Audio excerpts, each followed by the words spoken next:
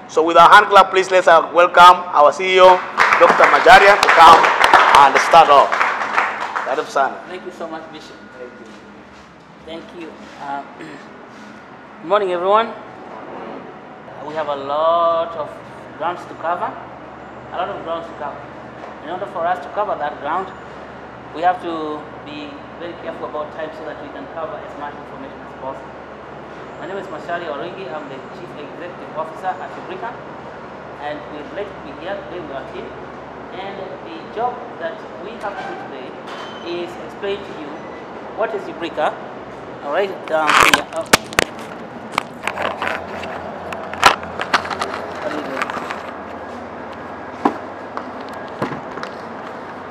UBRICA.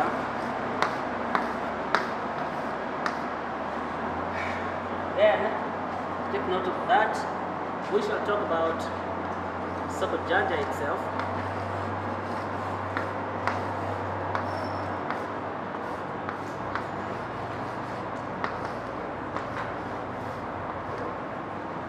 Then we shall talk about UBRICA coin.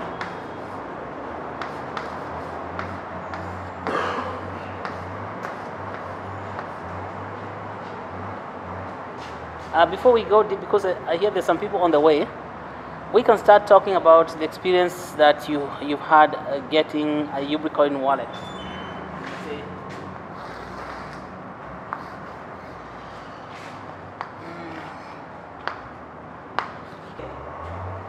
So that we can know why we made the UBRICA coin, it's important to know UBRICA itself. There's a company. UBRICA, if I write it here, U-B-R-I-C-A,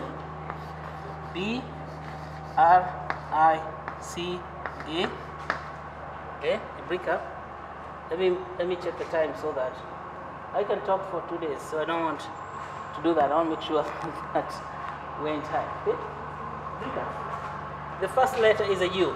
Stands for Ustawi. Okay, so Ustawi stands for prosperity. What else does Ustawi mean? Swahili word.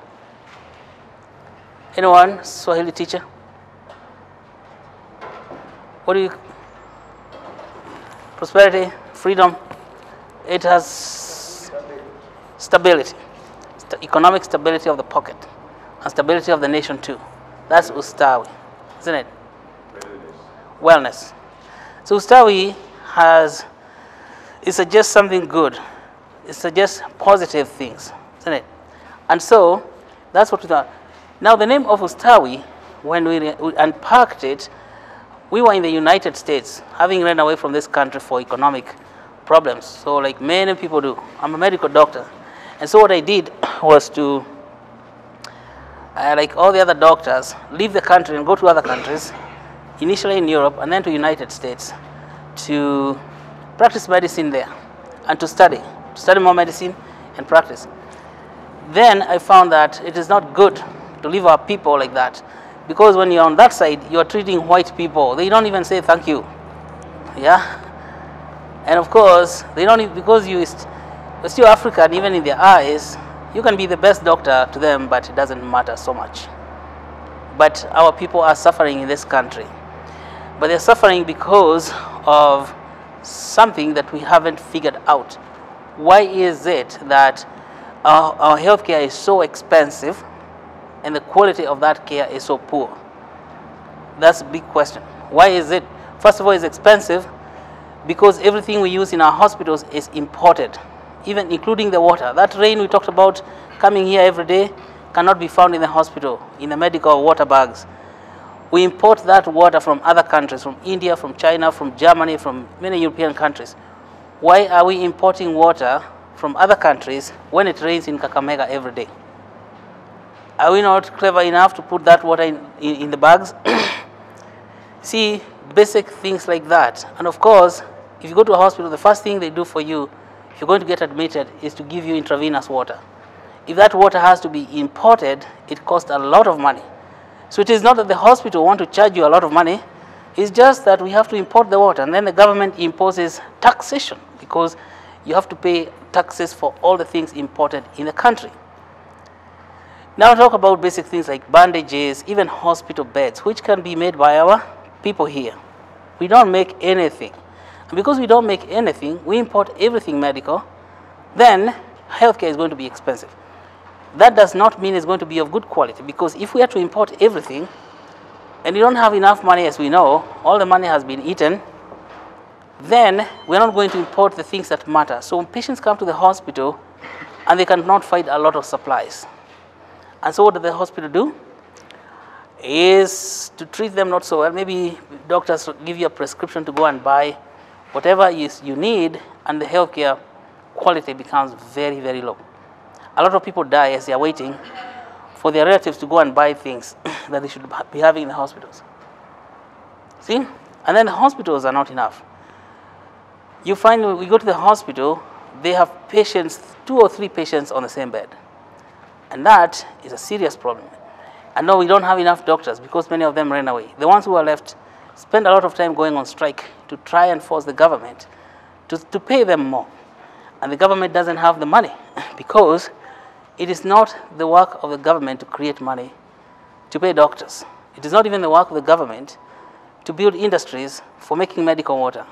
That work, when you go to other countries, you find it is done by people, individuals, and private enterprise. It's not even the work of the government to build roads like this. So we are expecting too much from the government. It is the work of the people themselves. The government's work is to create regulations and make sure everybody is following the law. But when we expect the government to make medical water, you've seen what happens. It doesn't make medical water. When we expect it even to build roads, it goes to China to get people to build roads. Private companies from China. When we expect to build railroads, it goes to China to get people to build rails. When we expect the government to build hospitals, they go to other countries to borrow money and bring the architects. So it means that there is no one. And we cannot have this prosperity, we cannot have stability if we ourselves do not understand that. So developed countries are built by the private enterprise. The government only comes in. And that's why we came back to see what we can do.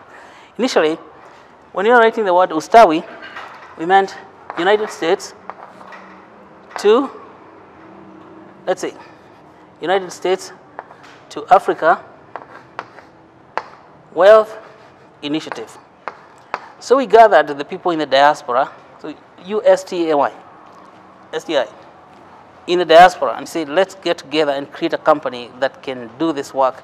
And we use the diaspora money. People in the diaspora are sending money every day to their loved ones in Kenya to meet medical needs, mainly. And of course, because the care is not good, the people they are paying for medical care end up dying. And of course, that money becomes a big waste.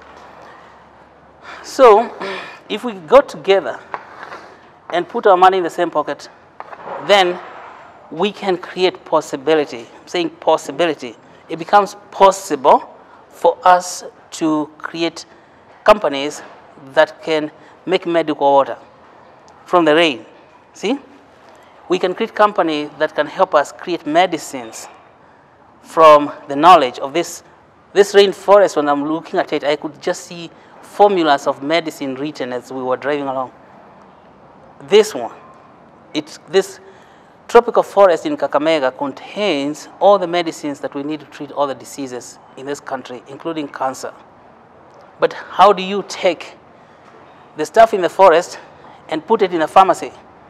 So you have a tropical rainforest, like Kakamega tropical rainforest, and you want to take the medicines in the trees and the herbs and the barks of trees and put it in a pharmacy in a hospital. Now this takes a lot of money. Not even the government of Kenya has that money. But we as Kenyans have that money. See? That is what we have not understood about money. Government doesn't have money. So we should never expect the government to have money. Government collects money from people. It's called taxes. Only if the government has collected taxes can it have money. Now, if we have 80% unemployment, who is paying taxes? Hakuna? Meaning that if our people don't have jobs, then we are not expecting money. Who creates jobs? Companies. Now, if we don't create companies, then there will be no jobs, and there will be no taxes, and there will be no money to do that. You see? So, that is the story of lack of money in a nation like Kenya, when we are expecting a lot from the government itself, whereas the government doesn't have the money, because we have not created the companies that create jobs that become the source of tax shillings so that the government has money. In any case, government can have money to do more regulation, stuff like that. But we are expected as citizens of a nation to create the company and organize the money. Can you give me a duster? So, here it is. You can wipe this side. Now, do you see? Money is like the rain. Well, we say when rain pours, money is like rain. I want to draw you an illustrative example of how money works like rain, of course. Supposing this is the mountain. Say like Mount Kenya or Mount Elgon, yeah? It rains on the mountains, rain comes down, and then you have a river flowing all the way to the Indian Ocean. That's the ocean. Rivers flow like that, from the high mountain all the way down to the river. Now this water, no matter what you do, is going to end up in the ocean. When it is passing by the villages, this water is clean. You can drink it. It is good for irrigation. You can pour it on your crops, and that's fine. As soon as the water reaches the Indian Ocean, what happens to it? It becomes salty water. It changes completely. So this salt, you cannot even drink it. Ask the people who live at the coast, do they drink the water from the ocean? Only good for the fish when they're swimming over there. And can you pour it on your crops for irrigation? No. So what do clever people do when they need this water to work for them? They build a dam. A dam is a wall, big wall. A very big wall, like that. What does this wall do? So the water begins to come, it fills up.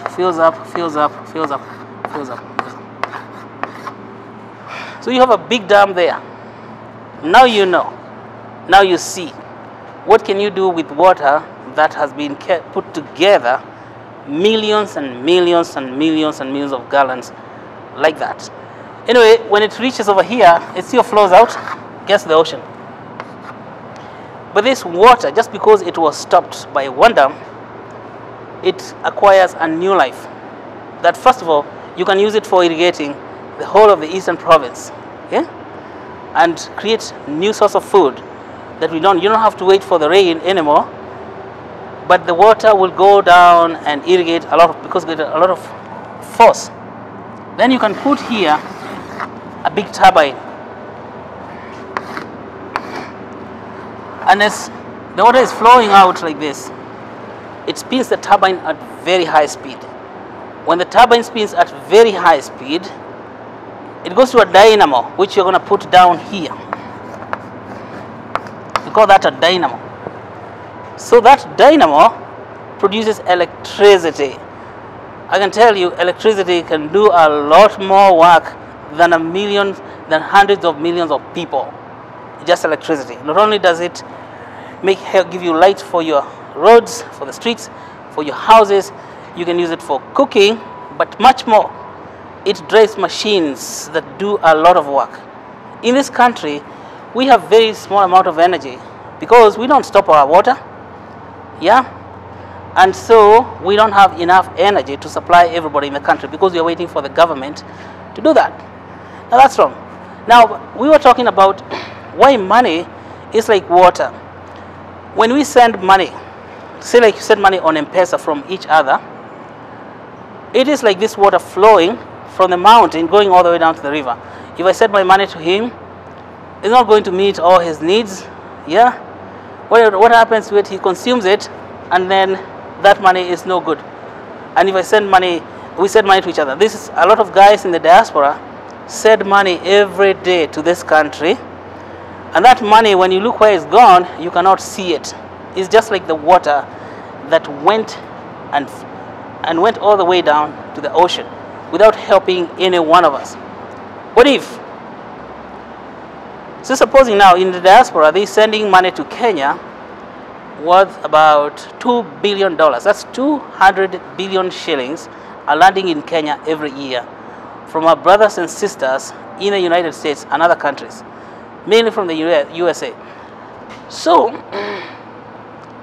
when that money comes here, has it built a single road? Bana. Did it even build a factory for making medical water? No. Why? Because that money is going to individual pocket. Let me be more precise. It goes to individual stomach. As soon as it lands here, it is eaten. It is consumed by medical bills. It is consumed by all these things. So we are paying for the failed health system by sending money and sending money. It's throwing bad money after bad, right? Even here in Kenya, the money that is transacted on M-Pesa, you know, when someone says, send me that 2,000, because it is very easy now to send money to each other. There are more than 30 billion shillings going through M-Pesa system in a month. Now, so money, just like this water, will always end up in the ocean and get consumed, and it changes itself, and we won't see the effect of it unless we build a dam of money. Yeah? The dam of money, like this. The white people discovered it a long time ago. That's why they have so much money. They stop money again. What they build are called shares.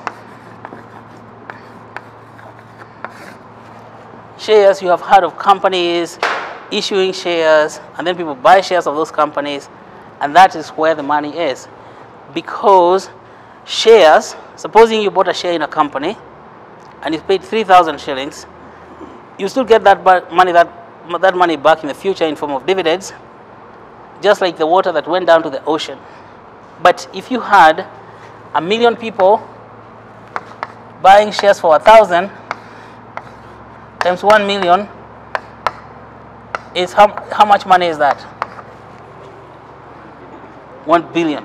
Now we are talking about money that can do something.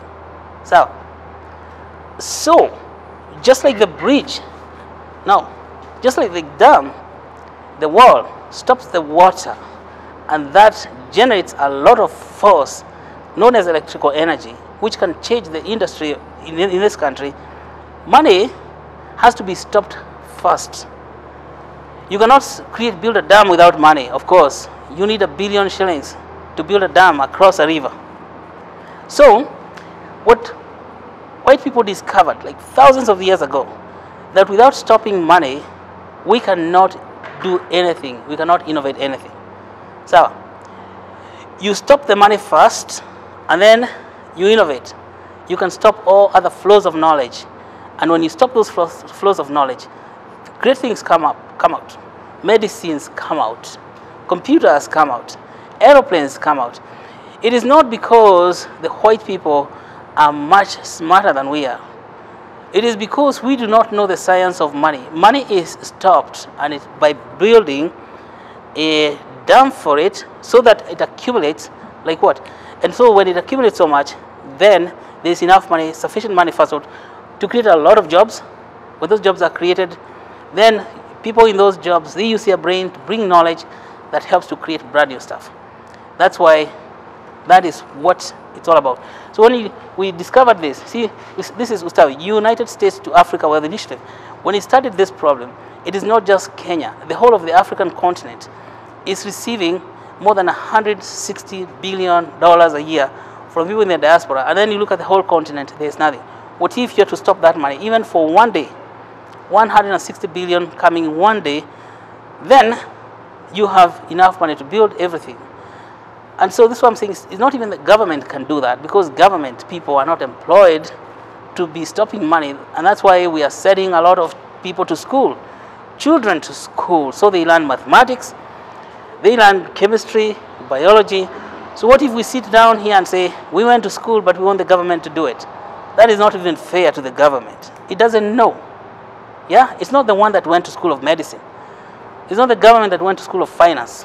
It's not the government that went to school of physics, chemistry. It is us, we the people. And we have to work together so that the money is stopped and then it goes. So when we figured these things out, we registered a company in 2014 and we call it UBRICA Incorporated. It's an American company for doing biomedical research. So B is for biomedical research and R is for the research. I is for innovation and industries.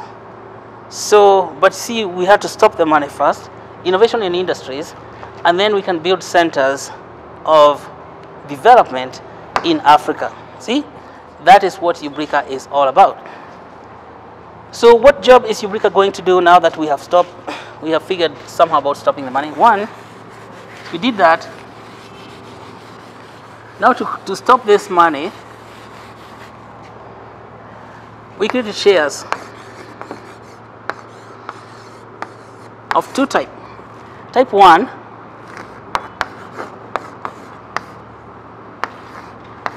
is what's called preferred share. Preferred share. And type 2 is called common share.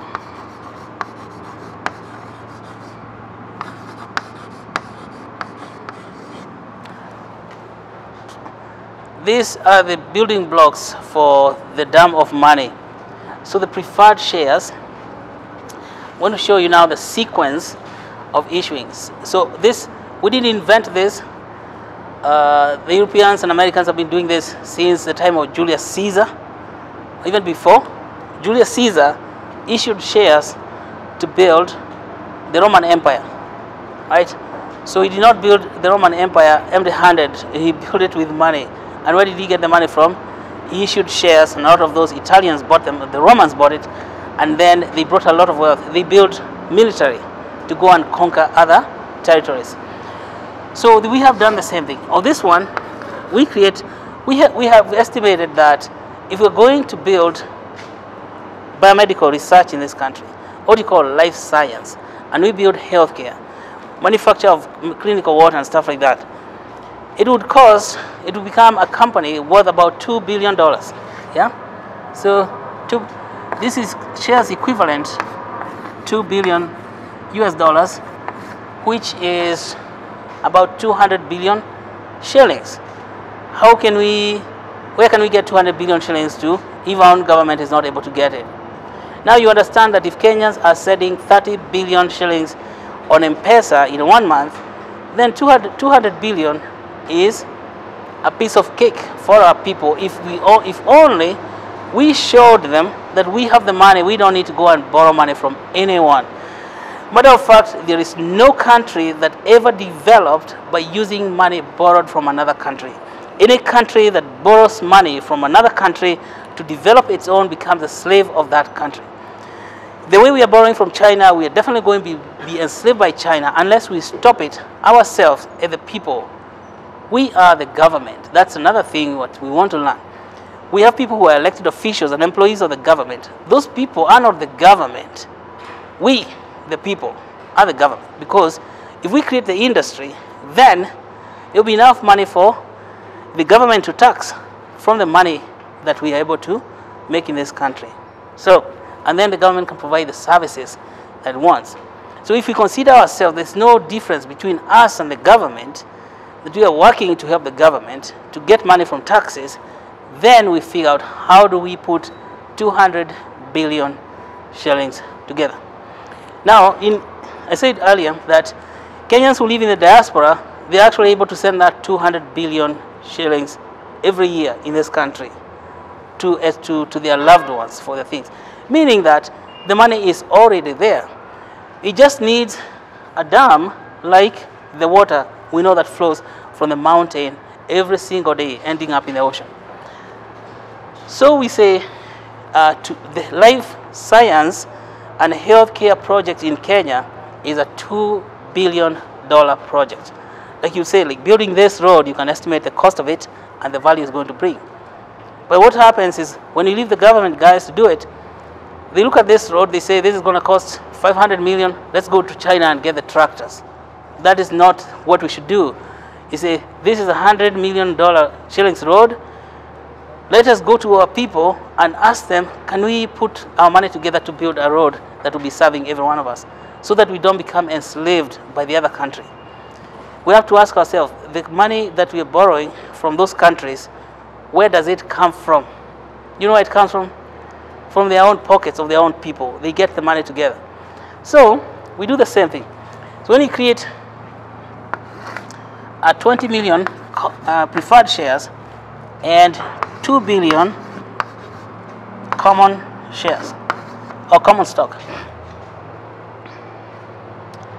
Now, I want to explain to you the difference between the preferred shares and the common shares, so you can understand where we are. Oh, is it better? It's clearer? Oh, wow. So, and I want to explain to you, based on the time that it takes to build a company from its own development stage to a successful company that's already working like Safaricom, right? So you understand about Safaricom. Okay. Oh, it's upside down. So before Safaricom went on public, I think that was the year 2005, Safaricom sold its shares to the public. It had been working since the late 90s, 1998, 1999, and there's some guys who were trying to formulate that company. It took them almost 6 or 7 years for the company to be listed, that is to go public. Going public means that, number one, people have been working privately, and then they create something called initial public offering, and they sell all their shares at that time, at that point. And so that's why you have two types of shares. Preferred shares, which are before the company goes public, and then the common shares, they're also known as ordinary shares, that is after the company has gone public. In this country, there's only one company that was created, and later on it was sold to the Europeans. So we don't have any company here in Kenya that is owned by Kenyans, including Safaricom. Ownership of the company is at the very root, the foundation of it, which is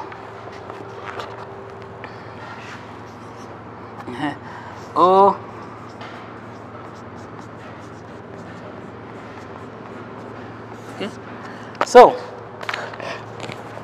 supposing this is the time 0 where the company is registered, then over here it goes public. During this time, so when the company goes public, it issues common shares, and here it's issuing preferred shares.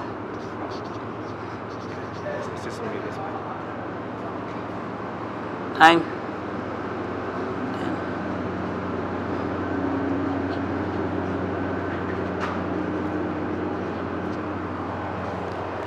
Now I've drawn here, this is time 0, 5 to 15 years later. So when you create a company, you create a lot of preferred shares and a lot of common shares. Common shares are issued at the time of initial public offering. That could be anywhere 5 to 15 years after you say that you've made a company, right? And that is, this side of money, we have no comprehension of it. In Kenya, we do not know this stuff. We only hear about companies when they have gone public. And yet, over here is where the money is. Because the people proposing a company, they just have the idea, okay? And then they go around the countryside making a campaign, and it takes a long time for the country to, for a company to germinate and grow and start producing harvest. It's like coffee. When you plant coffee today, it may not be 5 years before you start harvesting your coffee. And that is what we don't know as a nation. And it is very important that our people understand that it takes company no less than 5 years, even some go up to 15 years before they produce. They're like the bamboo tree. You plant a bamboo, and then you don't see it germinating for years, and then you start thinking, oh, this is finished. If you uproot it, you're finished. Wait another 6 years, and then once it has germinated, it grows very quickly. Yeah? And so that, we don't know. If you told people you made a company, and you have preferred shares, and you're offering them, then what happens is that people start telling you, when do you start making profit so that you can offer shares in your company? It's because we don't understand. There is confusion about these things. We don't know about this stage in company development. So, who receives preferred shares? People who receive preferred shares are also known as founders of the company, and they are known as founder shares. And because the company at that time is just an idea, it is a very high risk investment. So the people who invest over here are expecting big rewards. Big risk, big reward. Big risk, big reward. So for example, in our organization, we issued the 20 million shares are for our preferred shares. And then the 2 billion, they're the common shares. So if you got one preferred share, it means that at this when this occurs, your single share will multiply 4 times or split.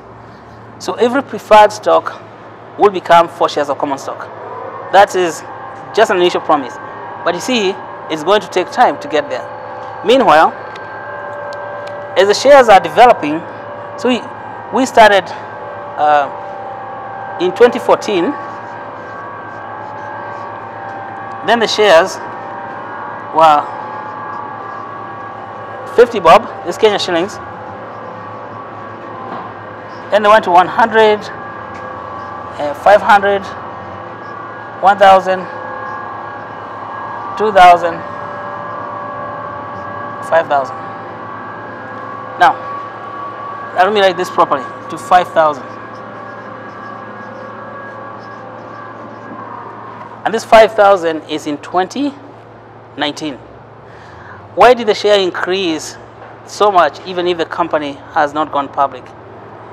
Why did it increase? Because when the share was 50,000, 50 shillings, we sold it to some people, and then we were able to do a lot of work. We got land, and we master plan. So when that land was master plan, this master plan alone caused the value of the share to increase, because people say this company should not be costing 50 bob, and so in the private market, people are willing to pay for more money. Until since that 2014, 2015, 2016, 2017, and then 2018 to 2019. So basically, value has been increasing because the more people invest, the more we're able to do a lot of things, and those things, and we stay focused, and the value increases. Now we want to take this company public on 2024 in the US market, so that we are protected by some bad people in Nairobi. There's some very bad people in Nairobi, they're called cartels, who are running the stock exchange. Yeah, they are very horrible people. So we said, until we straighten out that, we register the company. This company is registered in the United States to get the protection from the American government, and also we shall put it in American stock exchange known as NASDAQ. Okay? It's when we are taking the company to market, so we sell the 2 billion to the rest of the world, everyone in the world. Yeah, everyone. That means that we can sell these shares to everyone in the world. But in order for you to sell in this market called NASDAQ, we must have a very beautiful product, because people in the world don't care about us so much. They care when they see that we have a beautiful product that will make them money in the future. But imagine what? This share has split up, what, 100 times. See, so if you got one share in 2014, you have 100 times as many shares today. And then it's going to multiply 4 times. That means like 400 shares. That is what, if this preferred stage of the company is what makes the people rich. It's not people who buy the common shares, because this one has a multiplication factor.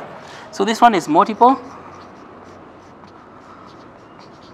and this one is additions, you know, because you add dividends.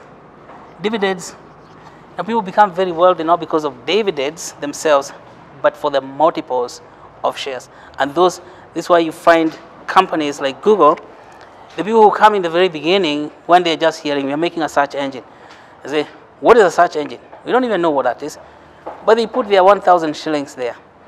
And then you forget about it for 5 years. When it comes back, see, if you had put 5,000 shillings in Google, and then it went through this type of procedure, you will say this 100 times 4, 1,000 times 400 is equals to 400,000. So 1,000 in 5 years can become 400. Ladies and gentlemen, there is nothing that causes growth of money in this world like the shares of common stock. That is why this is the basic technology for funding development. Ever since it was invented by people like Julius Caesar, people have been able to build cities. And of course, when the British discovered this thing, they colonized everybody in the world. Yeah, that's why we had the British here.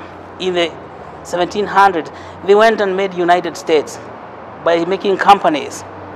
You know, the USA is not a country. It's a place owned by a company known as Virginia Company London. That company continues to own it since the 1500s. Yeah, it was chartered by King James in 1507. That company owns all that land, brought a lot of wealth to its people. Even us going to sit there and do some work is because we are sitting on the job those guys did. See, for them to come here to make Kenya, there was no Kenya before British people showed up. There was no Uganda. There was no Tanzania. Where did they get all that money? Not only to come here and zone this country, see, grow coffee there. They test the soil, grow sisal in this place, grow tea in this place. Where did they get that money? They formed shares and they got their people to buy them. That is why the British Empire is indestructible, because it is the foundation, the very foundation of it is the money that created these empires. And of course, when they come here, when they get money to explore the lands, draw the maps, all the rivers, you know, it's a lot of money. There is nothing else that raises money than shares of common stock. And it's not that we don't know how to raise money ourselves. We raise money all the time, every weekend. There's somebody who dies, we go to the funeral and raise money to get their body out of the mortuary to go and bury. The unfortunate thing about that story is that we raise money for our dead. After you die, we shall come and raise a lot of money for you and eat all the food. Your family will be left without food. However, even your family is not going to give share certificates for the dead. So even those Harambes we do, even Harambee for education, sending children to school, is another act of fundraising. But nobody receives a share certificate out of those actions. That money is lost. Okay, I'm going to yell more. This construction of the road is inhibiting. So, and Japanese people, after they were hit with a bomb in 1945, they started thinking different. Japan was exactly like Kenya. There were cartels running that country, known as hibashis. Yeah? Those cartels were families, just like we have here. A few families are running the whole economy. And the rest of the people have nothing to do. They go ask for, even they run the government. So this government is not running itself. It's run by some individuals. Japan was exactly like that. Those organizations in Japan, which were cartels, were called hibashis. And of course, when the bomb hit Japan, the nuclear bomb, I'm not saying we should get hit with a nuclear bomb. I'm just giving you an example of how the thinking changed in Japan. When the whole economy was destroyed, and what people were going to do? We're going to do exactly what we are going to do in this country. We do it every day, but what we don't do is formalize the fundraising procedures with shares, a share that is listed.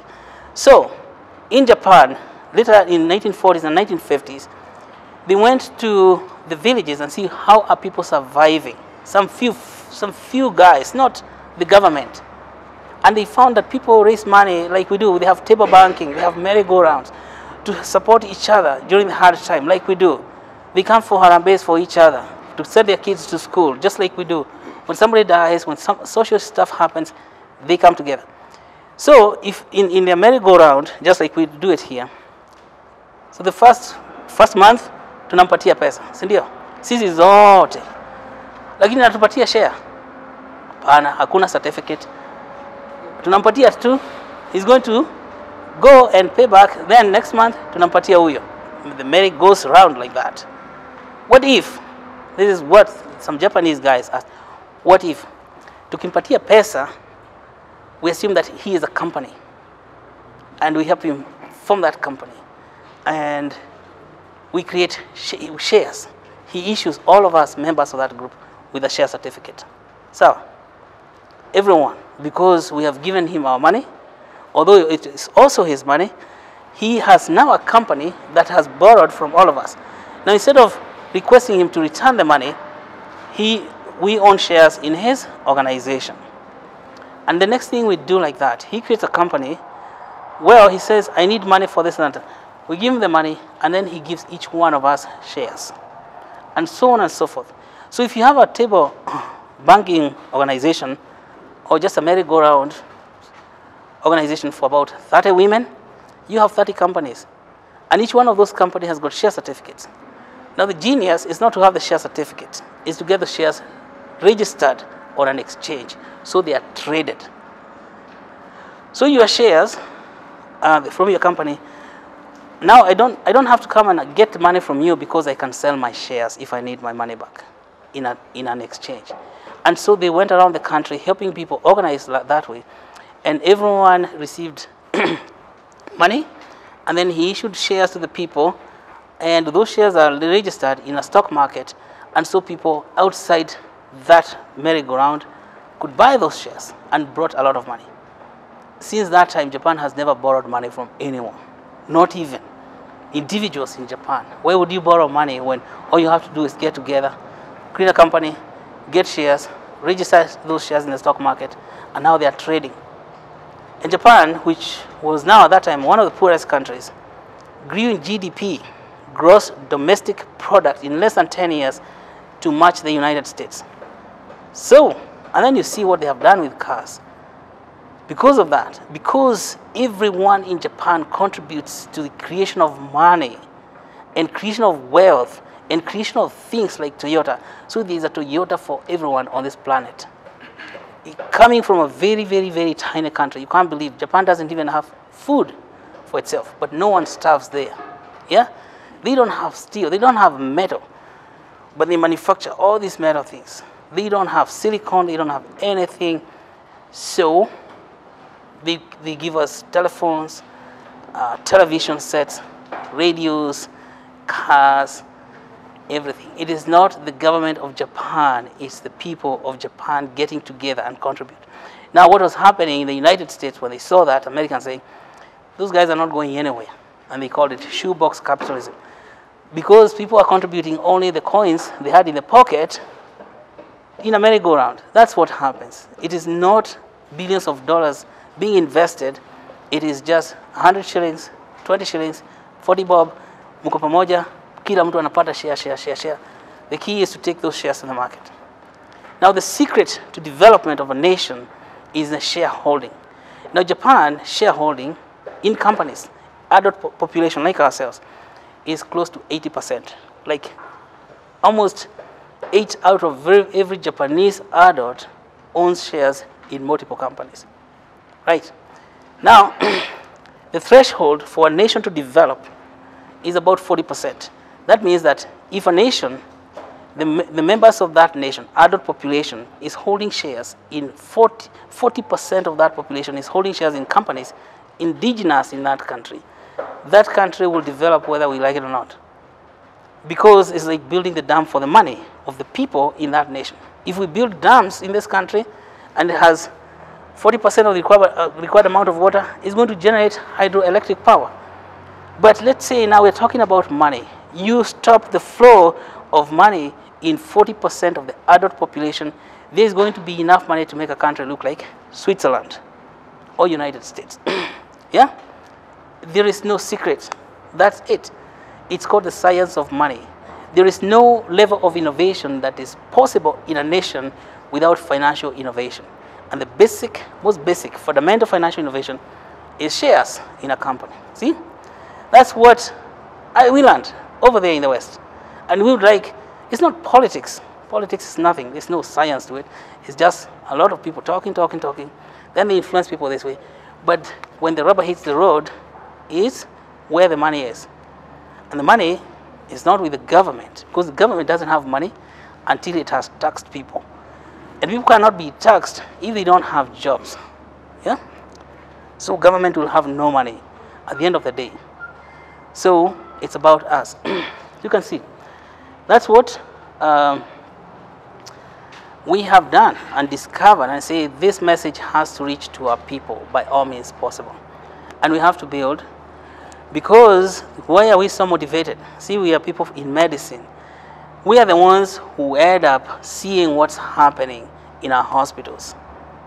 And I say, instead of us going on strike, let us go out and educate our people about money and what it is all about and how it works.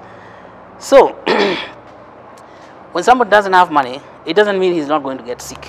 In fact, when people don't have money, they are much more likely to get sick than when they have money. Besides the worry, they don't have enough money to buy food, to eat healthy. Now, if you don't eat healthy, well, if you're a man, maybe you might survive. A woman could get pregnant. If a woman got pregnant and she's not eating well, that pregnancy is going to kill the woman. And particularly in this county, that the number of women who die during pregnancy is very high. No woman in the world should die when pregnant, because pregnancy is not a disease. Yeah? And then if she doesn't die, she's going to try and bring that pregnancy to term. And then she's going to deliver a baby who is weak. The baby is also likely to die. 10 times as many babies die because they're born by weak mothers. And they're weak because they didn't have food. They didn't have food because they didn't have money. Okay? So money is the final answer, that if we had money, we would eradicate more than 90% of diseases that kill women and children. Let us create money so that no woman will die because she was trying to bring life on earth. See? That is the campaign we really have to do. It is not a campaign of bringing women things. It's a campaign of helping women make money so that they have money to eat better. Okay? That is not even work that a government can do, because, of course, government doesn't have any such money. It's the women themselves, because they are well able to make money, that we must look at and see how do we help them. See? So, I'm going to flip this over.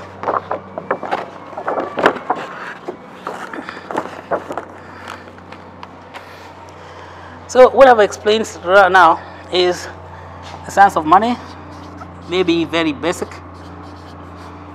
There's more deep science than that, just shares. But shares is the most fundamental, the most basic science of money. And when the shares on the preferred side, we said shares, particularly preferred stock.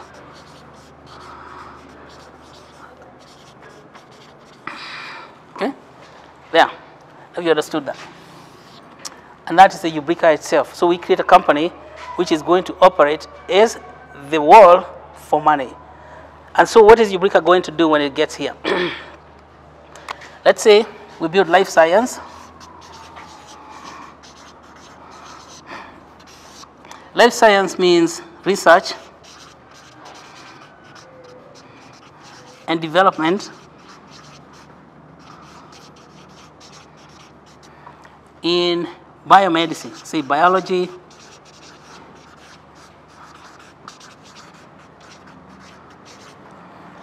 okay, and then we do health, which means primary prevention, preventing diseases,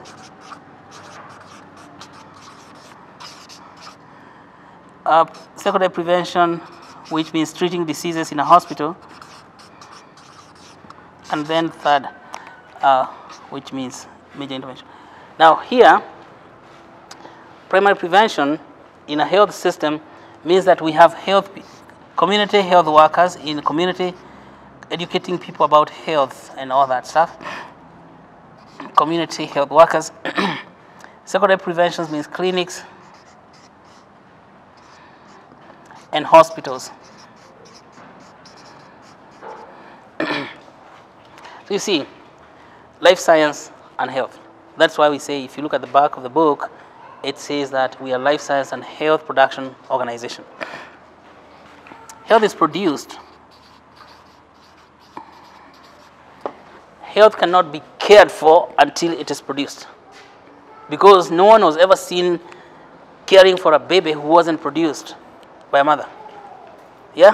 We produce health first, then we care for it. If women are dying just because they are pregnant, do we have health?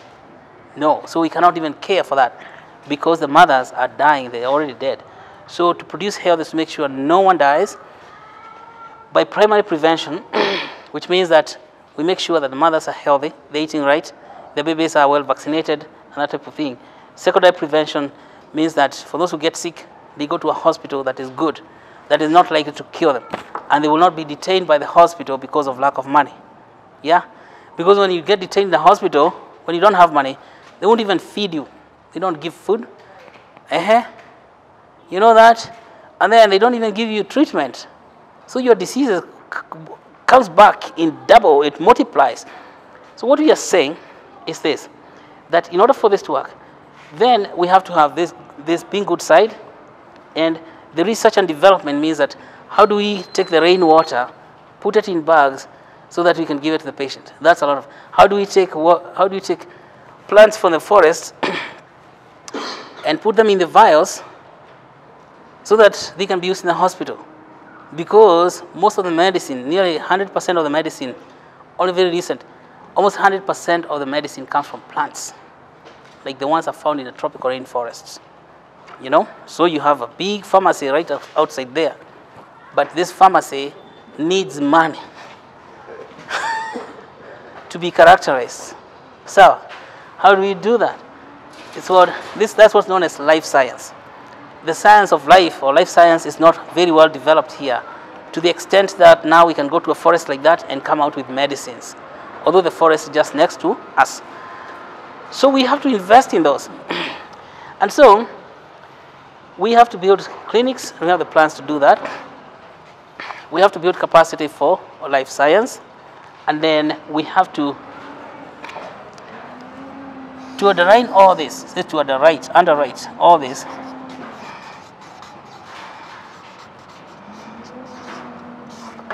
We have to help the local people sell. People sell what they produce. So, what you will notice if in Kenya, if you came and asked, what is going on? Why don't our people have money?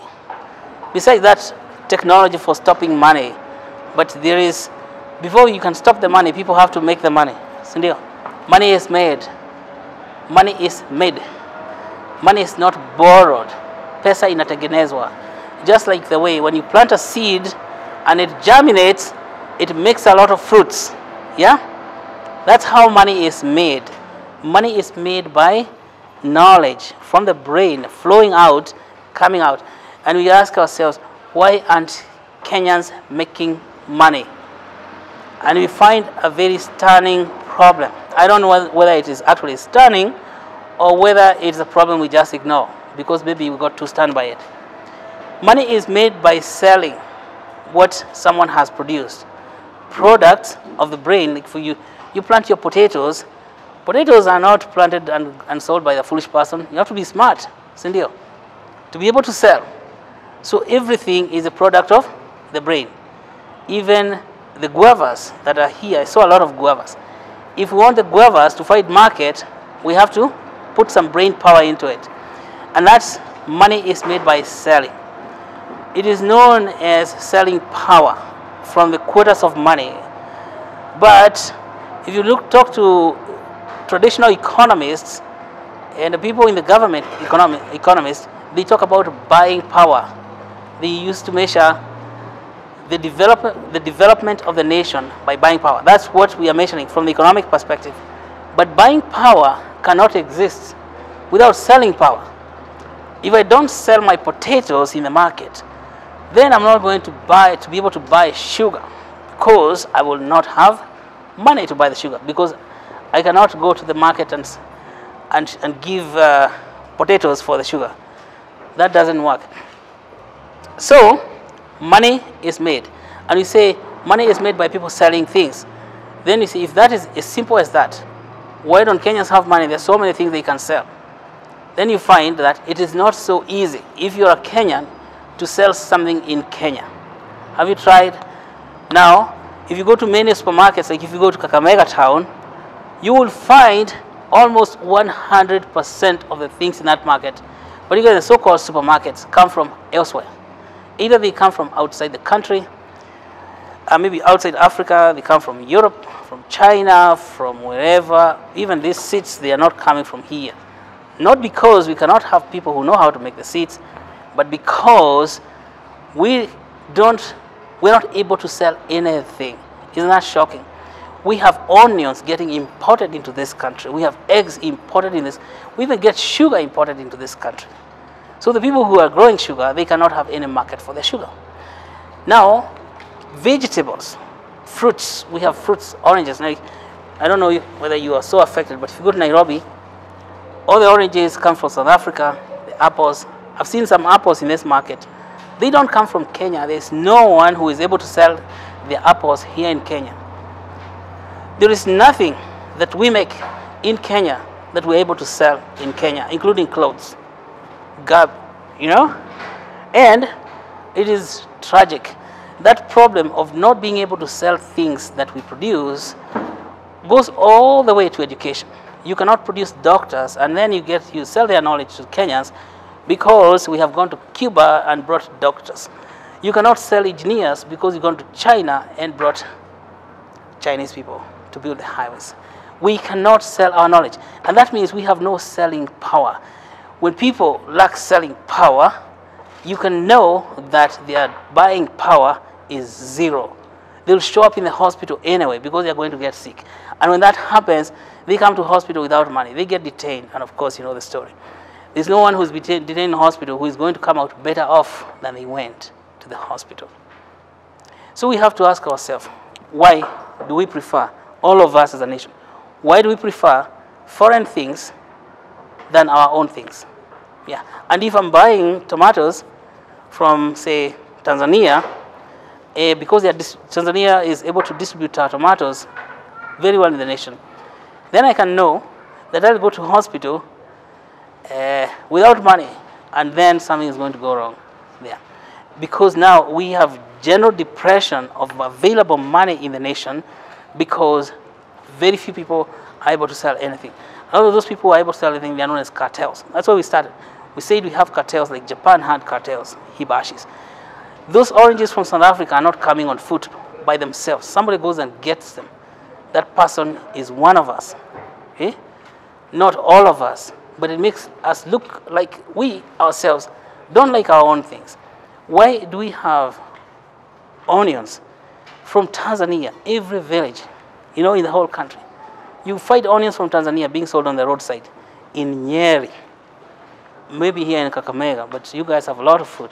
It doesn't mean those people in Nyeri cannot grow their own onions, but if you grow onions in Nyeri, you cannot sell them because they have cheaper onions that are there on the streets of Nyeri and the small villages in Nyeri.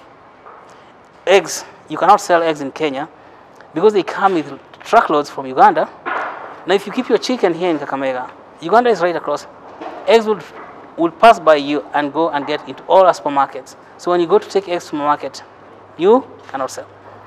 Now, that problem climbs that way even to higher levels of education, whereby people graduate from university and almost 100% in certain discipline cannot find a job.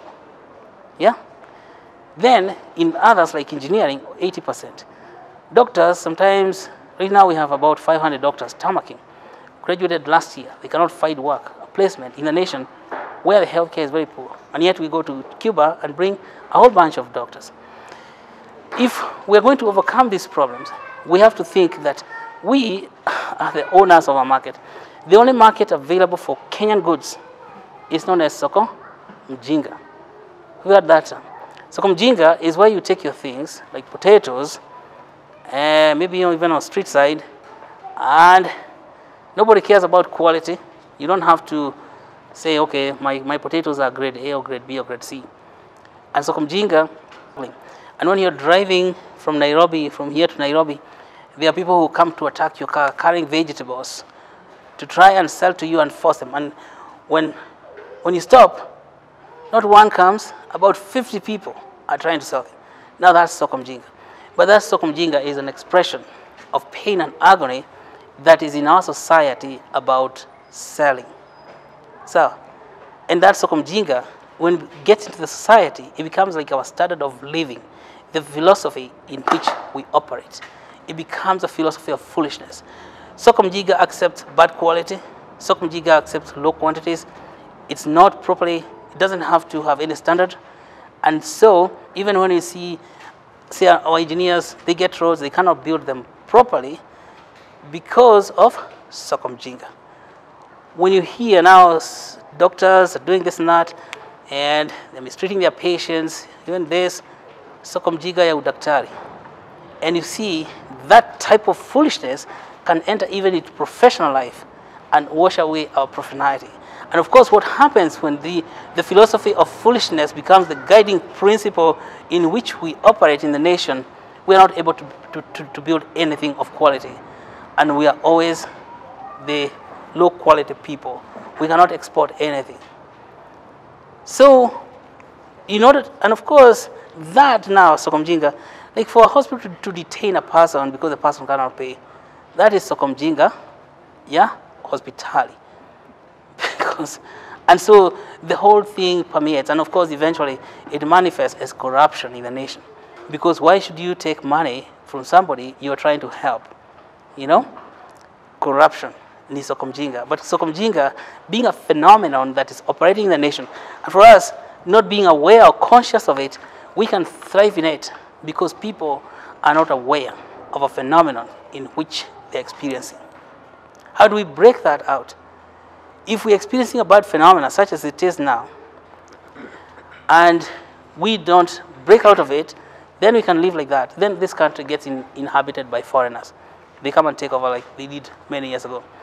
So I see in Westlands, in Nairobi, technology companies go to hire people from outside USA, from Europe, and you find that even companies today like Equity Bank, they have like 3 floors of foreigners working, the top floors. Safaricom, they're not Kenyans working there. Why? Because they're saying that the guys who are coming from the university, they're not able to do these things because we have also made the university Soko Mjinga ya Kisomo. So people are going to universities, then they find their lecturers on strike. Yeah, they don't report to school for 3 weeks. And it is standard today. Like, you know, the first day the university opens, you will not find anyone. Second day, no one. Third day, no one. 1 week passes, not a single lecture. Second week, like that, it passes. Then you ask the students, why do you do that? They don't even show up in school. They start streaming in school in the 3rd week. So when companies need people to hire, who are they going to employ? Someone who has learned skating through education, or someone who knows to do technological stuff well. So our companies, even companies here in Kenya, owned by Kenyans, they go abroad to hire people. Because the only market left for our educated people ni soko mjinga ya kisomo. Can we say no to this stuff? We're not going to go anywhere.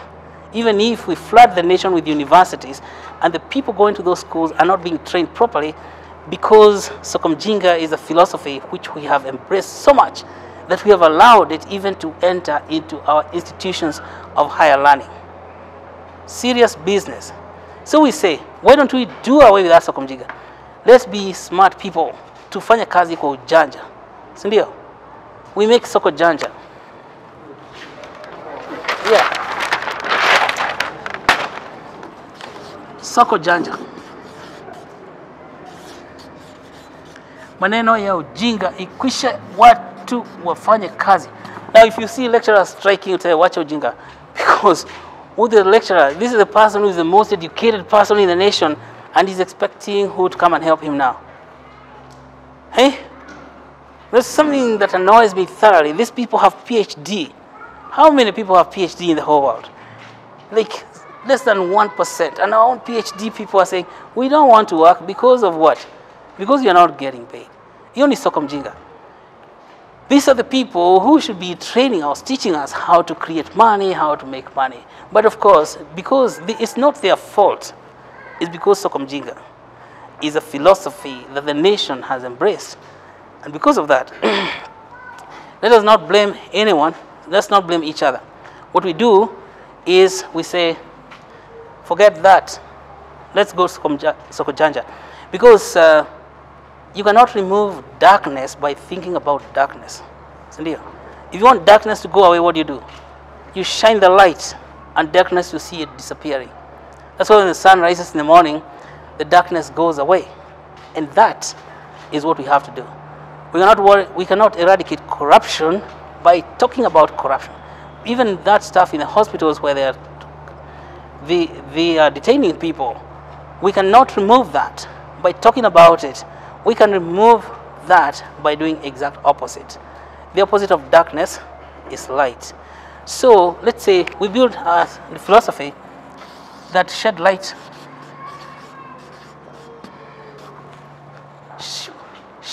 into this market disease. So what is going on? Now let's look. So when we started this problem, like how can we now bring light to the market side? We're talking about increasing the selling power of the people. Yeah. Increase selling power.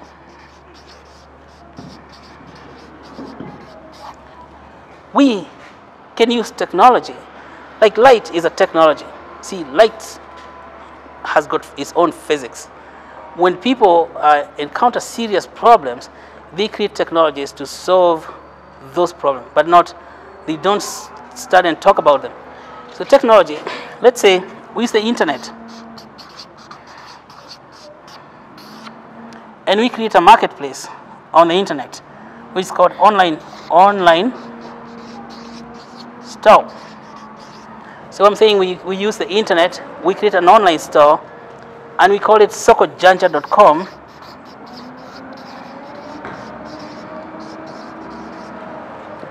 Where any Kenyan can sell whatever he has. It doesn't have to be in large quantities, on condition that is in good quality.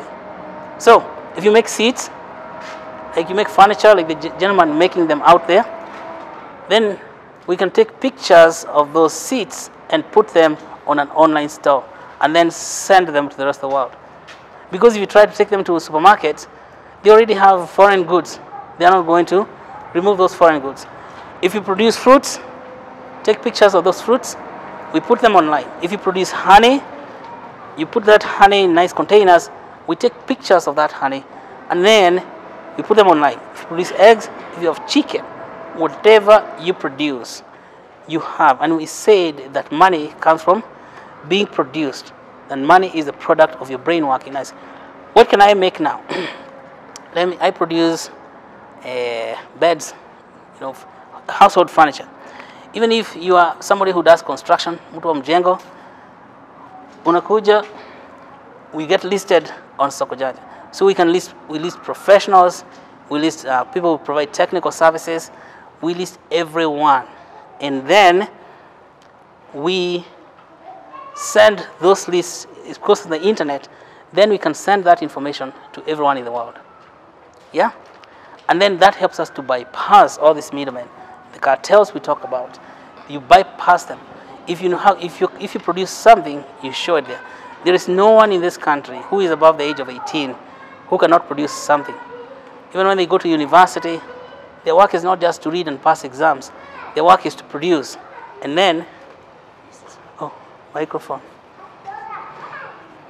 So, hello? So when you produce, then you sell, we help you sell. We don't have to be the ones helping, but we help each other sell things. And of course, there are things that are produced here in Kakamega that are not available in Nyeri. So if people of Nyeri were to go to that online store, they will order for things that are from Kakamega. And then the things in Nyeri, I'm talking about Nyeri because I come from Nyeri. And I've come here and seen some very good stuff we don't have there. Like guava, there's so much guava there, it grows in the wild. And then over there, we look for guava, we can't find it. What if somebody had put a picture of guavas nicely harvested and put in a nice container, and then someone in Nyeri saw that? He's going to send his Kenya shilling on this side, and then somebody from this side will send the guava there. See? That is how we should solve this problem. So we live in a country where no one knows what to buy from where. And then because these Europeans and Chinese are very powerful, they come and sell to us things right here. And they're brought, by our cartel guys, because they are the ones who are able to go there and get those things and bring. What if each one of us is able to list something online, and then we have millions of us producing millions of different things? I am shocked to find honey from Australia in our supermarkets. Honey from Australia. And they don't sell it cheap. 3,000 shillings a kilo for the honey. Now if you have your honey here, what chance do you have? I don't know. So it is not complicated. So we made sokojaja.com, and the website is working. What we have to do is train the people how to take pictures. Literally, you can find a cell phone in almost every family. If there's no cell phone, like if you're in a church like this, then there can be people who would be helping to take pictures and put them on the online marketplace. Yeah. So, it is when we were making this online marketplace that we encountered a serious problem. Now another, there's problem at every stage. To create an online market, you have to create an online payment gateway. Ile mlango inafunguka, pesa inapita. So you want to buy that honey. So you click on the computer or even on your phone, tap and tap, check out. You say, I like this honey, I want to pay for it, let me check out. Nobody makes such checkout system here in Kenya or even in the entire African continent. Why? Because bado tuko soko mjinga, lakini tunatoka huko. Sawa. Tutengeneze gateway zetu. Kwa nini tunatumia gateway za wenyewe na sisi hatuna gateway yetu? And we expect, do you know when we asked them for permission to install the gateways, they refused, the owners.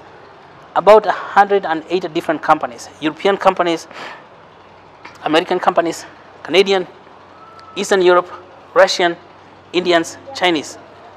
They said, your region not approved. Why are we not approved to put a payment gateway on an online store? Because people in the world have known Kenya to be a place of soko mjinga, and there's so much corruption that we are now almost #1 on the top of the corruption index. Sio ni soko mjinga sasa igine. Sasa you tell the people, okay, we want to use your gateways to pass money. They say, hey, and what else are you going to be doing with that gateway? So we just get blanket X. Don't help those people. And so what we had to do, we had to sit down and say, let us create our own gateway, because these gateways are not created by angels from the heaven. They are created by people right here on this planet.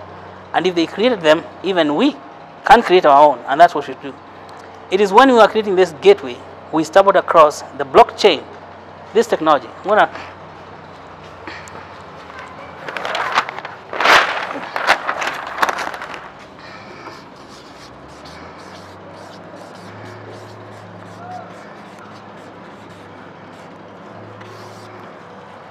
blockchain, fantastic stuff. Why? Because the internet, but with money. Internet has been doing its business for the last 30 years, but internet has been free. For example, do you pay for your Google Gmail? Apana. Gmail, you get a Gmail and you don't even know. Then you say, I need to go to Kapsabet.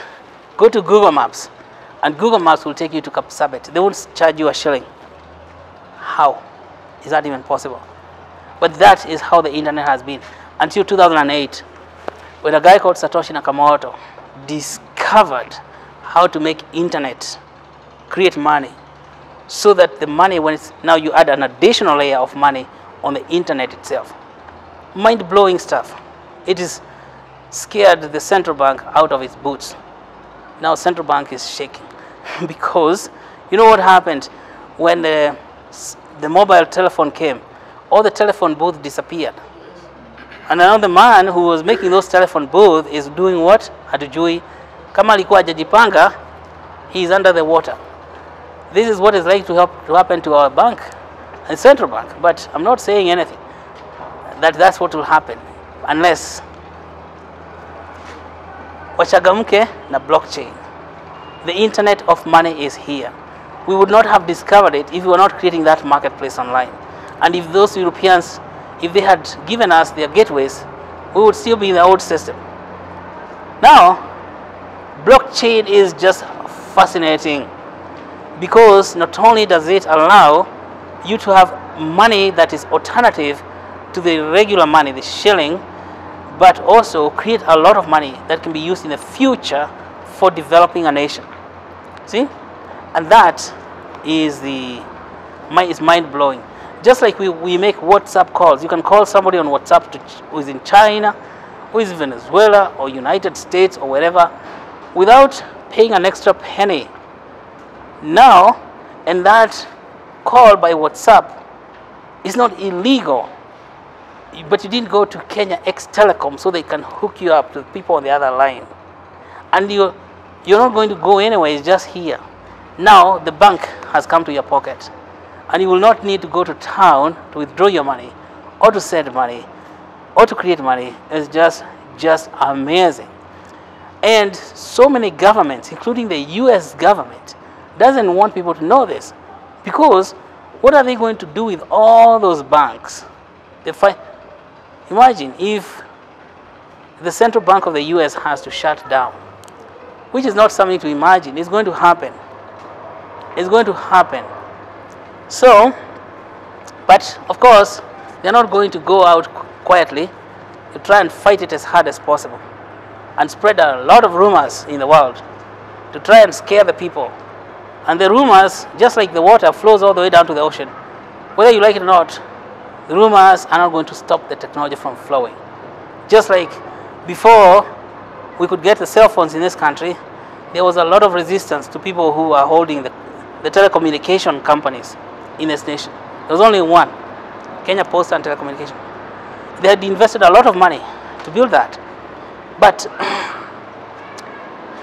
the fact that they had put in a lot of money did not stop WhatsApp from coming. Because when people can innovate, they can come up with surprising ideas and surprising things. Now, blockchain is the latest surprise. And if you're not surprised by it, you better get started. Surprise, like how can people make money? How can people create money outside the government? It turns out, long time ago, the work of creating money was not the job of the government. Just like all the other jobs. But the government took it and they made state money, and the money from the state is known as legal tender, to make it sound like other money is illegal. But it's not illegal. Yeah. Right? So we're here, and so what we did, so we were looking for a payment gateway. So we started studying, we studied this thing, and we saw that we can make on a blockchain called Ethereum,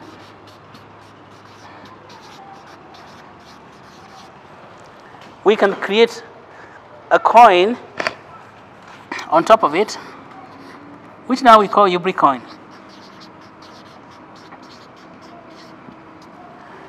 And now, this UBRICA coin can fulfill transactions on Sokojanja. Then we said, that's just one job, but what else can you do with the money? Now, UBRICA project itself, and you will see in the book, is like this. We now have Sokojanja.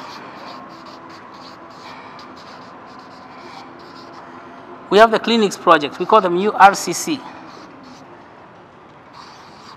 We have science technology parks and maybe eventually a biomedical industrial city.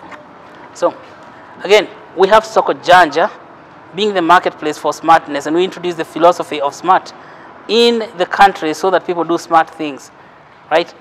We have retail clinical centers. We call them UBRICA retail clinical centers. That's the plan, you know, what we are planning to do with the 2 billion shares of common stock. Yeah? Retail clinical centers would be a clinic, say like next to this building, and then there is a produce processing workshop, say like inside here, and then there is a supermarket, a retail store outside. So you have three things. You have a clinic, a produce processing workshop within the clinic area, and then a supermarket so that when someone is driving by the road can get in and buy the stuff. Why did we want to create the clinic? A lot of women avoid going to the clinics because they have to go to the market and sell the produce. What if we brought the market to the clinic?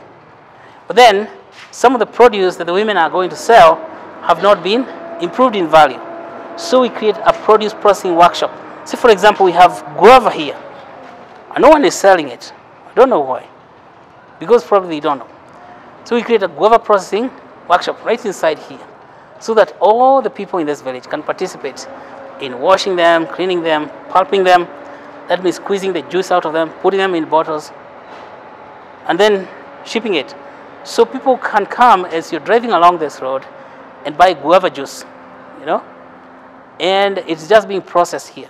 But then we put a clinic next door so that there's no woman who's going to miss a clinic appointment because they have to be in the marketplace.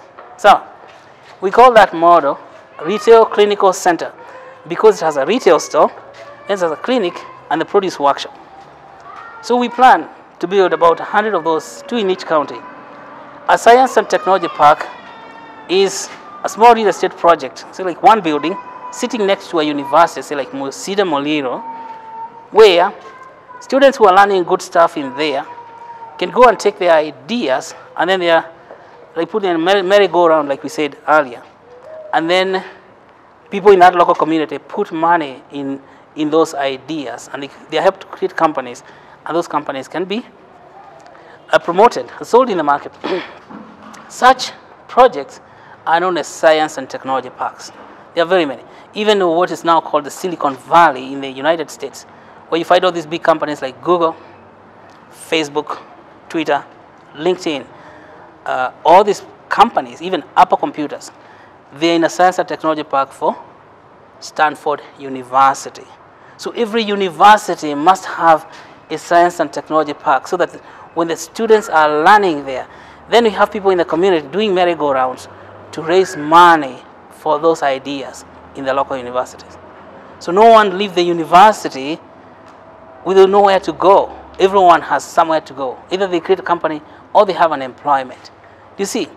So, and then we would create one big city, an industrial city for manufacture of medicine. So these projects, Sokojanja, say 2019, URCC 2020, STP 2022, I can't write 2022, and this biomedical industrial city 2024. See, that is the timeline. That's how we have thought. That's why we're saying we shall do an initial public offering 2024 so we can raise a lot of money to build the biomedical industrial city. But we have to come to, first of all, prepare our people to start getting rich by selling what they produce. But now Sokojanja gives us a major surprise because we discover the blockchain, and the blockchain tells us we can create money. Even in the future, these projects could benefit from that money. So we said, okay, how are we going to do this? Why don't we allocate 1 billion for Sokojanja? we create UBN. 1 billion UBN. And so we create this money. When it works, maybe it might take several months, then we can employ a lot of people and pay them with UBN in the country. So, because if 1 billion, we can have people in every village working to help process or take pictures of what people are producing, process them, and then put them on the internet for sale. Now the clinics project, 2 billion. Science technology parks, another 2 billion. So that every single one of the 66 universities receives money in UBRICA to build their science and technology parks. And then we say 3 billion for the biomedical industrial city. This is within the possibility, and us as Kenyans now we are able to propose such projects because we understand, we know, we say that our people perish because of lack of knowledge. So this is not easy work. It requires a lot of study, a lot of discipline, learning how other people do things, and then learning the technologies themselves. So we said this comes up to 8 billion if you add them up. What if we added another 2 billion and we use that for educating people about this digital currency? And those are the coins we are distributing now. We have 2 billion coins to distribute to Kenyans. The act of giving you coins allows me to teach you about those coins. So when I send them to you, you say, what is this? Then we have to talk about it. And you receive the coins. And of course, it is real money. It's not a joke. It's serious money. It's just that it is not used in Kenya. So the second thing of giving people coins is to create a network of people who know about them and they can use them. And you don't have to sell them for anything because it's money. If you want to sell, you can sell them. But the fact that some people are holding the coins, it means that you can go to them and tell them, I'm paying you with UBRICA. And how do you get to that spot where you're paying someone with UBRICA? And so this is the final thing we're going to talk about so that we can have questions, answers. It's a man, gentleman, very good guy, known as Metcalf.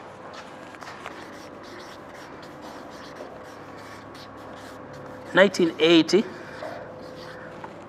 who said, talking about, he was working in telecommunication, Mr. Metcalf, and he said, if I have one telephone, just me, what value is it? What value is my telephone? My telephone has no value because I cannot talk to myself. Yeah? If I give him a telephone, now we have 2 telephones. It has some value. At least he can call me. When he takes number 3 over here and he's going to Kakamega, he tells me, oh, I just got in Kakamega. I forgot what you sent me. What did you want me to buy? See? That's value. What if there are 4 telephones? Now, so one telephone, the value is 0. 2 telephone, the value is 2 squared. See? What if I have another person here? Now the value is 3 squared because they can talk to this one, talk to this one. What if you have another one here? The value is 4 squared because they can talk to each other. And so on. So the value of the network is equals to the number of people in that network squared. So when we make UBRICA, and we are the only ones with a UBRICA, now we have 10 billion, what value is a UBRICA? Hakuna value. You see where I'm going with this? What if I give him some UBRICA? The value squares. What if I give him the UBRICA? The value squares times 2. And it goes on like that. So the greater the number of people who are holding the coin, the greater the value of the coin. That means that you can go and use it. And of course, no one knows better than Safaricom. When they wanted people to use M-Pesa, they went helping people all over the country to become agents and to be able to help people in the communities. They spend a total, Mike Joseph told us in Washington, D.C., they spend a total of 1 billion shillings to do that. That's $10 million. 1 billion shillings to build the agency network because it is not free. And we are lucky. We don't have to spend 1 billion shillings because we don't have the billion shilling, but we can give the coins away to 1 million people, and then the people will have the billions in their own pockets. See? That is why the internet is totally surprising, and blockchain is mind-blowing. Now, if we give 1 million people the UBRICA, then the value of UBRICA network will be 1 million squared, which is some trillions, a whole trillion. So what I am saying is that because UBRICA is money itself, it does not have to be turned into Kenya shilling or anything. It's just we have to put a lot of effort to give it to people in our network. Yeah? We just make, and we have 2 billion coins to give away. 2 billion is a lot of coins. A lot. So, we've been giving for the last, and of course 1 million people is a lot of people. So, to achieve the Metcalfe effect, we have to know something. For example, see, this is UBRICA here, and it gives coins to people, the first line of people, line up. Let us call this the generation 1 recipients. It gives, this is UBRICA, and is giving one generation of people. We call this generation 1 recipients. The effect will not peak. Why? Because it's a linear thing, okay? So you give here, here, here, here. And of course, if all is coming from UBRICA, all of it is coming from UBRICA, and then there are no coins leaving these people, the whole thing dies. Yeah? So, in order for us to work, these people, each one of these people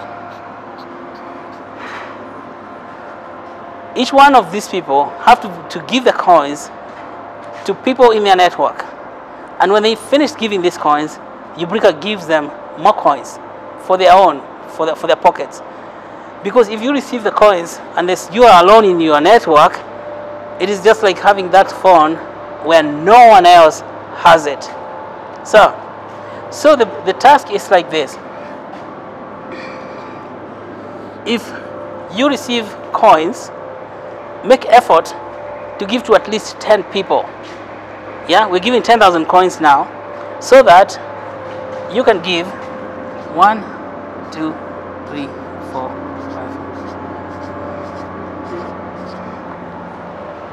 5. You can give coins to 10 people.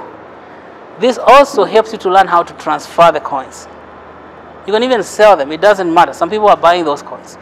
But it's good you give the people in your family, if they don't have so much cash, you give them. So if you had 10,000, you give 1,000, 1,000, 1,000, 1,000, 1,000, 1,000, 1,000. You give 1,000, 1K, K, K, K.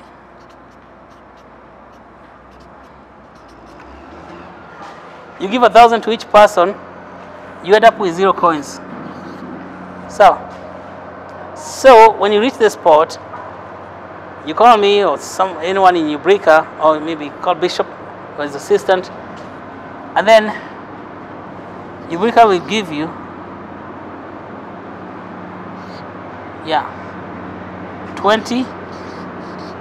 20,000 coins. So your wallet gets replenished with 20,000 coins. Why? Because we want to pay you for your work, 10,000 plus. Now you have more coins to give to other people in your network if you hadn't finished them. Most people have more than 10 people in their network, right? So, and if you finish these ones, so you give 10,000 from here, and then you keep the 10. Yeah. When we do this way, guess what happens? Now the network begins to permeate. Now it comes from you, and gets inside your families, friends, relatives, and most important, your supply chain. Now let's talk about supply chain. Like, who should you give your coins the most? Who should you think the most about? It's your supply chain.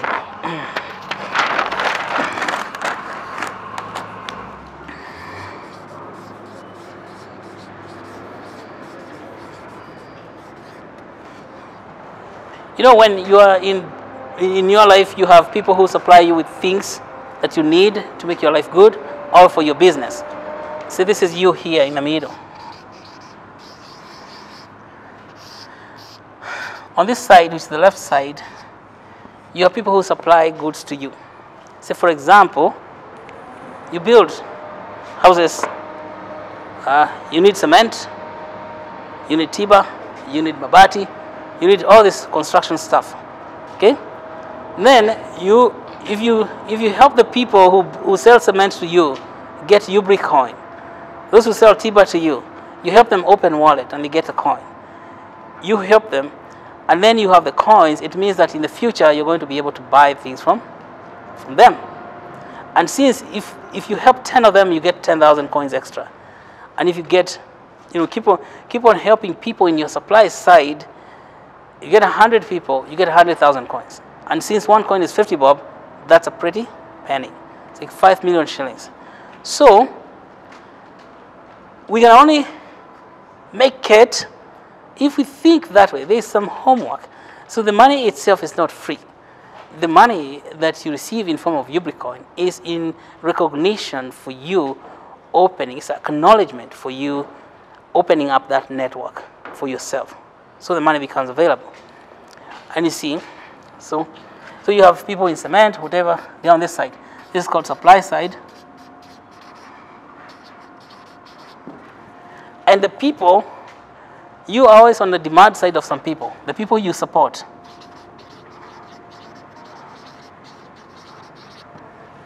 You can consider giving them coins because the demand for your whatever is going to lessen a little bit, because usually it's all about money eventually. People that's mainly your dependents, your families and relatives. They're on your demand side. We don't supply you with things. Now if you have a business, say like you have a petrol station, there's a place where you buy that petrol. They're called petroleum dealers, they're suppliers. Get them the coin. And then when they start accepting UBRICA coin, when it goes in another month or two, then you'll be able to buy petroleum from them. If you run a shop where you buy your stock for the shop, stuff like that. If you have a shamba, you buy fertilizer. If you have chicken, you buy chicken feed from somewhere. Let those people have the coins, because if they don't have them, then you go to them, they will say, we don't know what it is. So that 2 billion coins, it's in the service of educating the public. Should we educate the public? And we spend 2 billion coins educating the public, times 50, that's 100 billion shillings. That is 100 times as much money as Safaricom spent. Sindio, let's do this, and we stop the shortage of money in this nation in a very big way. Yeah, even the World Bank has accepted. The only people who seem like they are resisting to it is only the central bank in Kenya, because of course they know they're going to lose their job. Every time they're telling people about cryptocurrencies, they spread negative stories. It's a lot of rumors. It is new technology. It is here. It's not going anywhere. It's not going back to where it came from. So all we have to do is understand it. Because when people learn something, they know it, they are empowered. Yeah? So those 2 billion UBRICA coin are for teaching and empowering our people. It would be disastrous if something like this came and then we shy away from it and cryptocurrencies advance and people in our communities are still suffering.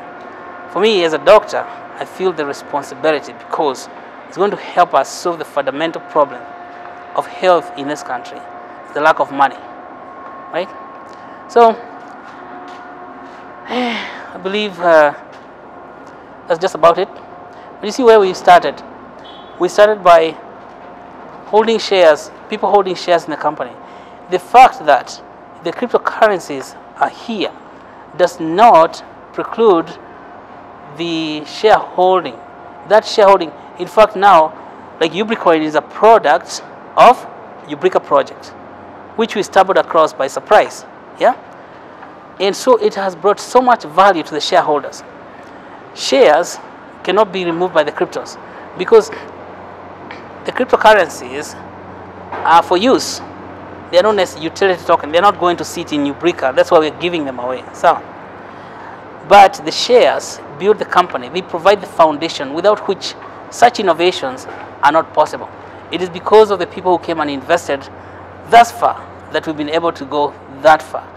Create a lot of good space for knowledge. We have a lot of guys working in our office. We teach them, train them. That's very expensive. You still have to pay them. That costs a lot of money. And without that money, we may not be able to continue innovating. This is why even as people are getting cryptos, shares themselves, they form the foundation and of course, you know, the strong pillars that lift a building and it can connect. So shares are known as assets or securities. Yeah.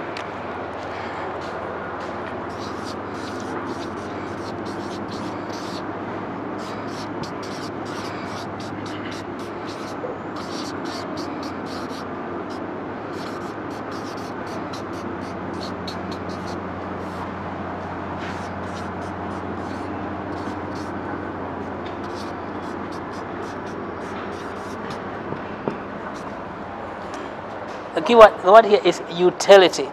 So while shares are the assets of the company and they provide security, meaning that they secure the business, coins are for use. I mean utility, like when, you know, for doing transactions. They help people to exchange the value within a company. And so that is why even as we have coins now, the shares are going to continue to be sold. And in fact, the people who become shareholders, they receive a lot of coins in, because we want them to use the coin in the ecosystem on Soko Janja and all those. But and of course, when you're very good, use them in doing all businesses in the whole country. Yeah, so they are not ours. They don't belong to UBRICA. They belong to the people, and then the people can create value. So they can, and so shares are usually all that value comes back to shareholders as dividends, comes back to shareholders as multiplications of shares. All right, thank you so much. I think now we have given you a lot of information. Oh my goodness, that's a lot. Eh? Yeah, but of course, like you went to a PhD class. Yeah, let's bring the PhD out of the university and bring it to the people, and you see how much. And of course, all the PhDs we have in this nation, if they came to and talk to our people like this, the knowledge is going to be in the people because that's where it belongs.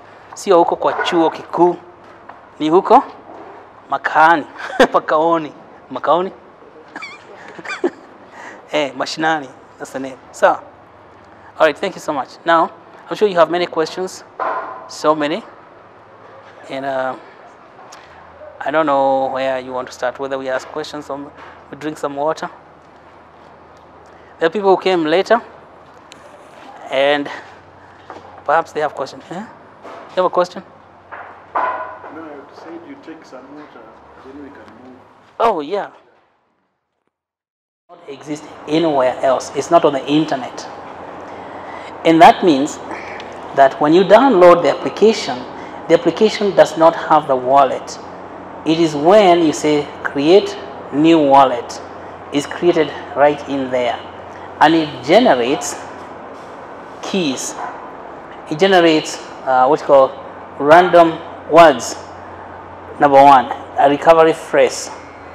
That phrase is very, very important. You should write it out on a paper. Don't photo shoot it, don't screenshot it, don't send it out by email, don't copy and paste to your emails. And why? Because you do not want it existing elsewhere outside your phone. So we have said that you don't want it existing in the internet, floating around in your Gmail or your Drive or anything like that in the cloud. The reason that is because your email can be hacked by somebody, and that person can collect that phrase. And when somebody has that phrase, you better believe it is going to access your wallet, because that is the phrase that is created for helping you to recover your wallet. In case you lost your phone and you bought another phone, you shall use that phrase to do what? To recover your wallet. And that is why it doesn't make sense to store it in your phone, because you could lose your phone with your recovery phrase inside there. Now, if you lost your phone with your recovery phrase inside there, you have lost everything. Okay. Number two. So one, it can be stolen in your phone, and somebody can access to it even through Gmail by getting hacked. Phones get hacked sometimes.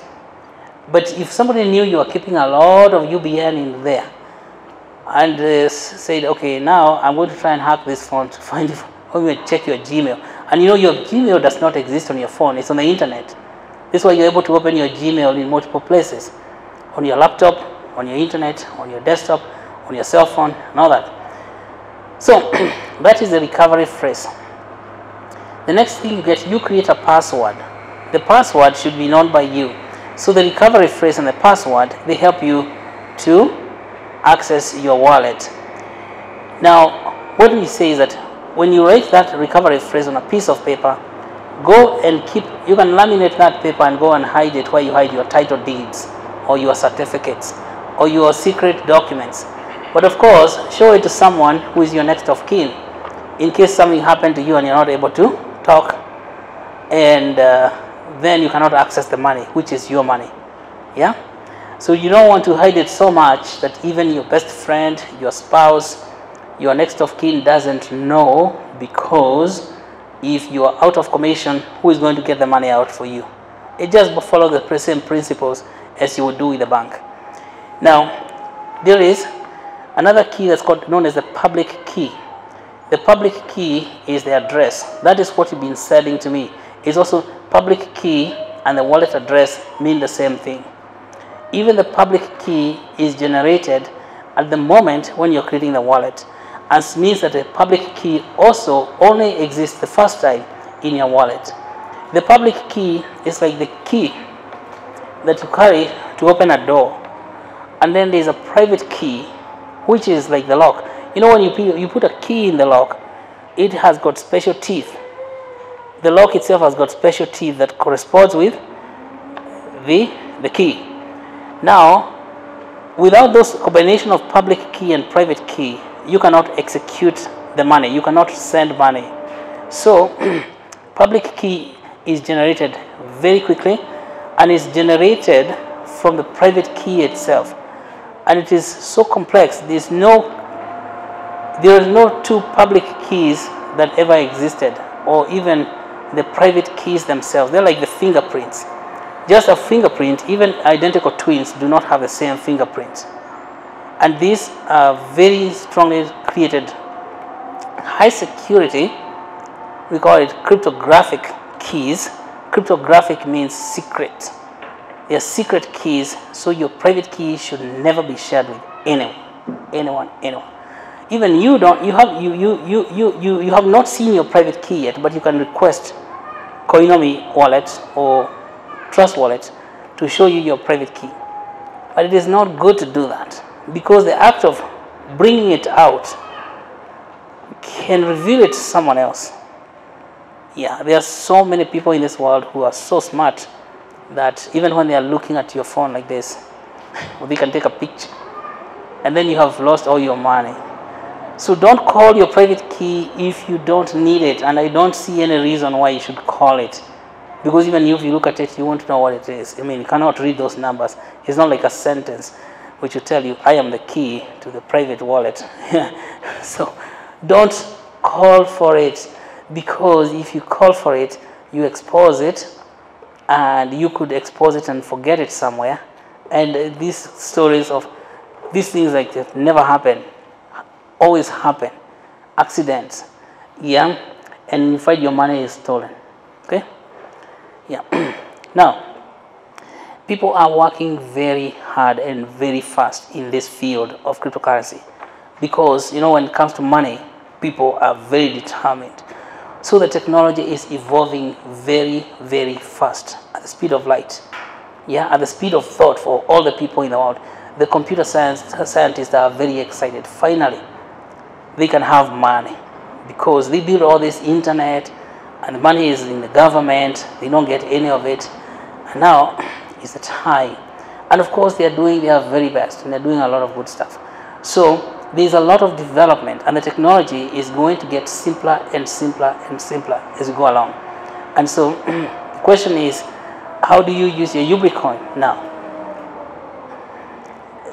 Besides what we just said about the Metcalfe effect, distributing the coins to the people in your network so you can use them that way directly to buy things, you'll be able to exchange the coins to other coins and into fiat currency like Kenya shillings or US dollar. You will be able to use the coins as fiat currency and as other coins. For example, we have technologies now that can switch UBRICA to to Ethereum, okay, or to Bitcoin and to the other coins. And there are people working very hard. Right within the wallet, that technology is known as atomic swap technology, right? We have technologies like exchanges where you can send your coins on, you can put a sale on them, and then you find someone else who can buy them, right? But in order for exchanges to work, you have to have a lot of people now in the marketplace and the demand for the coin, which is another reason for distributing them to the people. But right now, there are two types of exchanges. The exchanges that are known as centralized exchanges. These are exchanges built by individuals or individual companies, and they run the exchange, right? And then we have the second time is decentralized. These are exchanges built, but then they are given out to the people, like all of us, like in a merry-go-round, where there is no one in charge of anyone else, but the exchange is managed by a computer program. Okay, decentralized exchanges are better because people are independent, and of course, when there is no third party, a single person who is running the decentralized exchange, it becomes much safer. And it's because when it's a single person or a company running it, it becomes prone to corruption. Somebody can shut it down and steal all the money, or shunt the money to somewhere else. And so we recommend, if you're going to put the coin in exchanges, now you can put the coins on an exchange yourself if you know how to do it. Like all these young guys, I know very soon they'll be doing that. You take the coins in your wallet and you send them to an exchange and then sell them there. You can do that even today, yeah, but it requires some training. Okay, so when you put them in an exchange, you find buyers, then they buy your coins, and in return of something else. But it's not so easy to do that for someone who is new to this computer science. So what we shall do, we are studying exchanges that we can recommend for our people, and there's a few of them that we have, like the Atomic Swap Exchange, which is a wallet that you can use. We have Ledger Dex. Maybe I can write it here.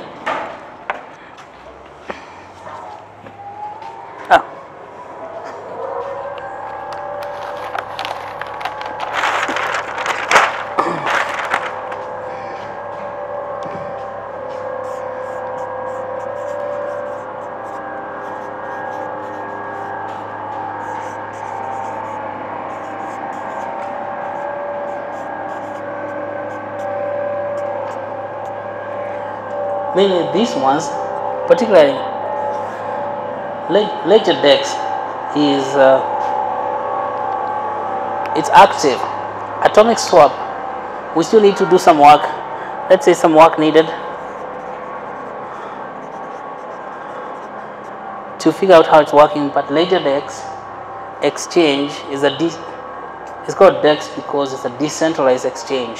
So you can, what I'm saying is that even the coins you have, they could be exchanged. But let us finish the distribution first, maybe until the end of the month, April. Well, we're in March, and then we can revisit, and we shall stay in communication so that you know how far we are in working on these exchanges. Okay? So, but the technology is moving very fast. Don't be afraid. There's a lot of smart people working on this technology in the world, not a single smart people, not even a single government. Hundreds, let's say millions of volunteers working, because the problem of money is not just here in Kenya. It is in the entire world, including the USA. There's a lot of people who are marginalized by those people who call themselves custodians of money. And so when we have our professional community, people who are scientists working on the money, then we know we're in good shape. Yeah? So the other point I forget you wanted me to address. Maybe you have talked about the medical effect. And where you give 10,000 UBRICA and you get 20,000. Oh yeah. I've seen on the WhatsApp some people who have given the 10,000 and they're wondering why they are not being loaded with the 20.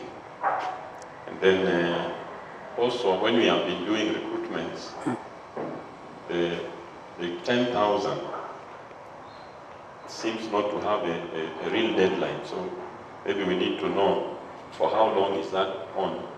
For the March. Before maybe we go to the next one, so that as we are getting more people into it, we tell them now this is when it's ending. So after this we shall begin maybe another one up to this particular moment. Yeah. Thank you. The people who have received 10,000, those are the ones. Those are not the ones complaining about not receiving. It's that the people who get them the first time, particularly in a Coinomi wallet, you have to load the contract address, isn't it? There's some people who are sending us their Ethereum address, but they haven't loaded the contract address. So when you send the UBN, it doesn't show. So what we are doing is to tell them, again, to load the contract itself because it doesn't show. In other wallets, like Trust Wallet, the contract loads automatically. Yeah, that when I send the coins or we send the coins from UBRICA, they show up on the wallet. But if one step is remaining, particularly some guys in the UK, they didn't know about that last step because the person who taught them was not aware that you need to go and manually add the contract in Coinomi wallet. That's why they're saying, oh, I can't see my coins, can't see my coins. Then you find out they didn't load the contract. Some other people are mistaking the wallet address for the contract address. So you tell them, did you load your contract? They say, yeah. Then say, why aren't you seeing the coin? Then you send me the address you loaded as a contract. And then you find it's their own wallet address. So we're having these challenges. But they're good because we could have taken stuff like that for granted. But I'm sure these things are going to keep arising. And this is why we have a dedicated team of people in the office to handle these questions. And there are many, so sometimes you're getting overwhelmed by the request for coins because they're coming from all over the world, coming from Australia, from UK, from African countries, and so many, from the US, they have people in Dubai, Kenyans who live in the diaspora there, and then from inside the country here in Kenya. But all those people, now we're emphasizing giving those coins to Kenyans because we want to build the ecosystem here in Kenya, right? Yeah.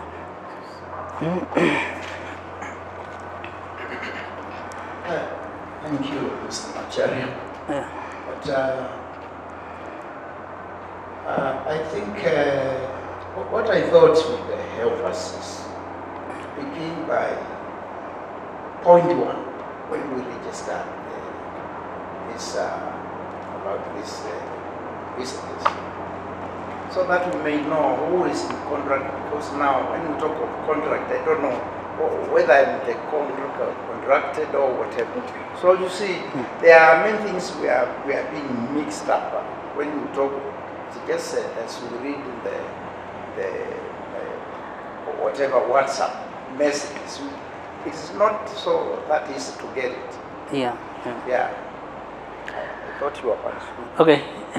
Yeah, but the date you asked me was March 31. March 31, the 10,000 distribution. March 31. Yeah.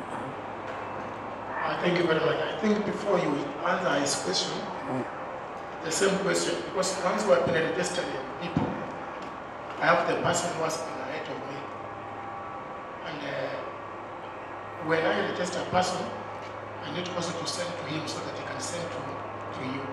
Yes. So, at what time maybe I'll be on my own independent, registering my own people so that I can also benefit.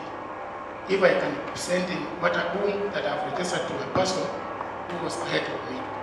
Yeah. Number two was about Soko Janja. You know, when you talk about Mujika, and then you add Janja, it always comes the same thing. Yeah. Why don't you, maybe, because you were there and I was not there, why don't you just call it maybe another name? Like Soko Amenika, Ama Soko Imarika, Ama Soko Saitisi. You know, that make it Janja. Thank you. Thank you. That's a great question. This is Swahili. I'm not good in Swahili at all, so I wouldn't know. Yeah, but that's great. I think we should write a list of those words to see what to call our soko. Yeah, and because Janja may not be what we want to represent. Maybe si Mswahili nilizaliwa huko Mount Kenya, lakini we get opportunity for people who are well knowledgeable in this. Yeah, and the question was when people are distributing coins. This is not working like the traditional referral system, whereby the person who refers people to you gets paid for that. I mean, or who refers. So every person independently earns their coins. For example, now once you have distributed 10,000 coins to 10 people, you get paid 20,000 coins directly to yourself. Yeah, that's the way we want it to go in the future. You earn those coins directly to yourself, 20,000, and because that is what is going to create the Metcalfe effect. It's not possible to get that Metcalfe if we have one person in charge of distributing. But now this is why we're here, so that we can know who would be willing to distribute to other people. We send them coins, and for every 10 addresses you help to create, you receive 10,000 coins extra. Yeah, and you should encourage those people. Now the person you give 1,000 coins, you tell them, if you want to distribute coins, you shall receive 10,000. You'll be topped up. We top up the person who receives 1,000. We top them up to 10,000, and if we give those away, then we give them 20,000. It's working very well at the university, because you have some people at Kenyatta University, at JKUAT, Jomo Kenyatta, also on Thika Road, and students are distributing coins and they're getting rewarded. Because once we send the top up to a person, the top up comes from UBRICA itself. That top up comes from UBRICA, and that person has now direct contact with us, and that person is able now to say, hey, my 9,000 coins plus 1,000, they are finished. Can I have replacement coins? And then what happens is that person starts distributing to his or her network. Yeah. So there's a lot of stuff we have done, and of course a lot of science. And I don't want to cook the people, but we can say the basics. Now we mentioned the word contract. So that comes from the blockchain itself. Blockchain is, particularly when it comes to cryptocurrencies, is a set of contracts. We call them smart contracts. For example, when I send you UBRICoin, you accept its money because there is a computer program that makes us trust that that is money, like Bitcoin. So that computer program was written in 1994 by a lawyer known as Nick Szabo. Nick said, if, not because we are not here together, maybe I'm somewhere else, for two people at a distance from one another, in order for them to exchange value, how do we trust that value? Usually what we do is go to the bank. Yeah, we go to the bank, say someone is Kakamega, the other one is in Nairobi. We put money in the bank and we say, we have deposited money for you in commercial bank. So the bank is an intermediary. What if there was no human being? That's the question Nick Szabo was asking. What if there is no human being? How do you trust? So it's removing trust, removing the trusted third party, so that is executed by a computer. And the computer, if it is smart enough, it can execute that transaction. Because every transaction you do is a contract. I have agreed to send you 100 shillings. And then you have agreed to receive 100 shillings. But when I send you that 100 shillings, how do you know it is not just a WhatsApp message which can be copied and sent to other people? See, although Nick Szabo created that smart contract in 1994, and they were able to use it for, guess what? The vending machine, where you put $1 or you put maybe 100 shillings in a vending machine and it gives you a soda, Coca-Cola. How does it know? It has a contract that says if you receive 100 bob, you must give back what is a smart contract. But people are not able to use it on the internet because the internet was not made for that type of static contract. And you could copy messages. You could put 100 shillings because it's a text message. You could put 100 shillings and then copy it the way you do WhatsApp. Copy it to a lot of other people and say, I've paid 1,000 shillings to all you 10 guys. And it was only 100. So when this Satoshi Nakamoto came in 2008, he figured the solution for that problem, which is called double spending, that now you can send a message once and it will never go out again. Yeah? Right now when you send an email, a copy is left in your sent box, meaning that you can take it and send it over. Now when you send money, like Bitcoin or UBRICA, there's no copy left. So that problem of double spending has been resolved. And so when we make UBRICA, we create UBRICA as a smart contract. And we know that it has got 10 billion UBRICA itself. And so every UBRICA that will be going out will be extracted from that contract. That is what we are calling the contract address. Yeah. So the UBRICA itself has an address, and the UBRICA says we have 10 billion, and it knows where all the 10 billions are. Even if they come to your wallet or his wallet or her wallet, it knows. UBRICA knows where all that money is located. That's why it's a very smart contract. It's able to track all that money. Yeah. Yes? Just to finalize. Yeah. So you mean that I can use the UBRICA that I'm having to send to another person? Yes. And when I use it to, how do I, maybe I will take the address. Where do I forward it? Okay. Say you help someone else to open a wallet. Yes. And that person has got, and we're going to do a practicals this afternoon so you can see how that works. Then we don't want anyone to go home without answers to this question, because once people know how to send money to one another, which is the purpose for coming here, then you know how to send. Number one, you need something called gas, which is, we have to show you how to get gas to send the coins. Because a coin is like a car. Then when you buy a car, you have to go and get petrol to drive it. But the gas is very cheap. It's not expensive. So that gas is made out of Ethereum, because we have built UBRICA on the Ethereum blockchain. And so we're going to be teaching you this afternoon how to go about sending money to one another. And so the first thing you do is you help someone to create a wallet.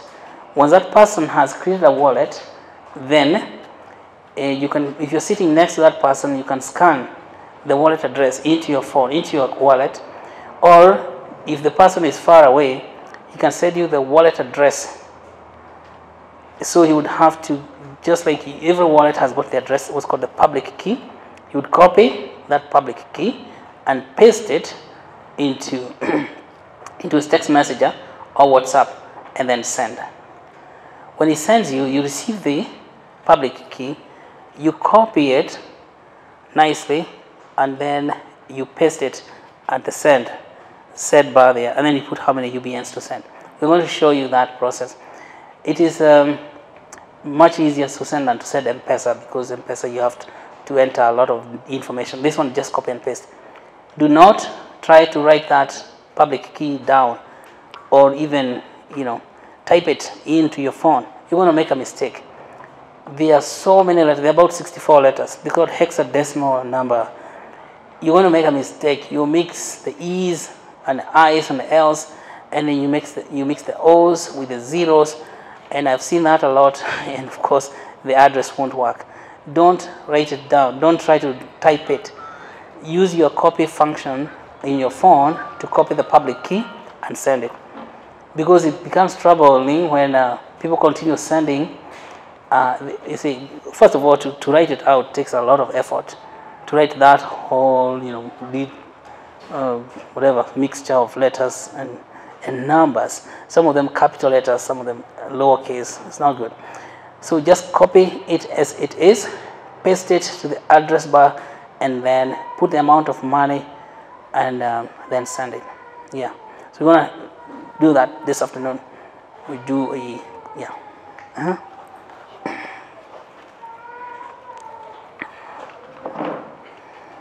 About distribution of coins. Yes. Is there a system where institutions, because some of the institution holders have a network of people, Yeah. e.g. churches, and these are registered organizations, Yeah. and any other economic venture, how can you distribute coins to groups? Yes.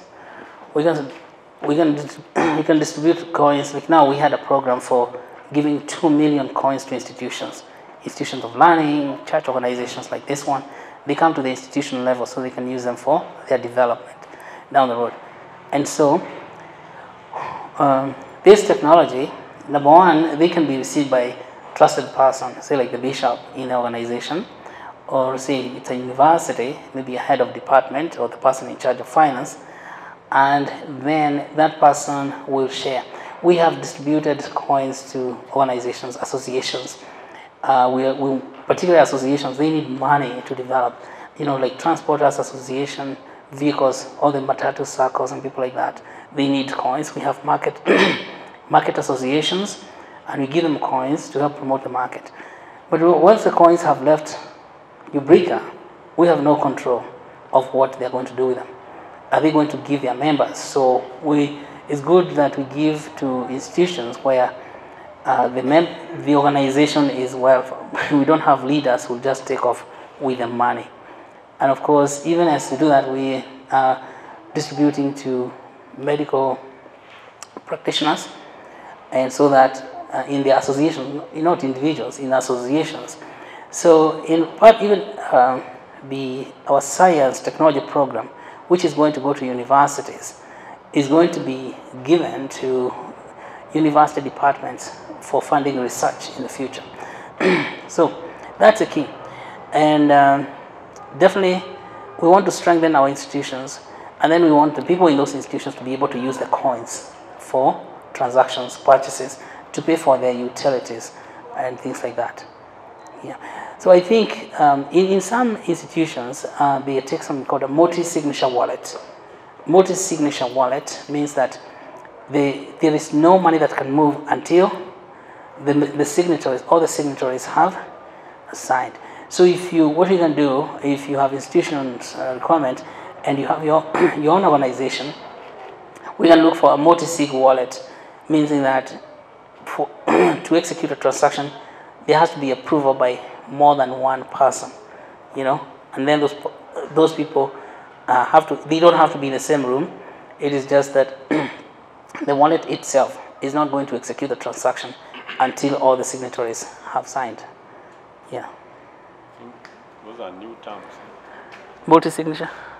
You have talked of a trusted wallet. You have also talked of now this last one. I didn't get the multi-signature. Let me write it down.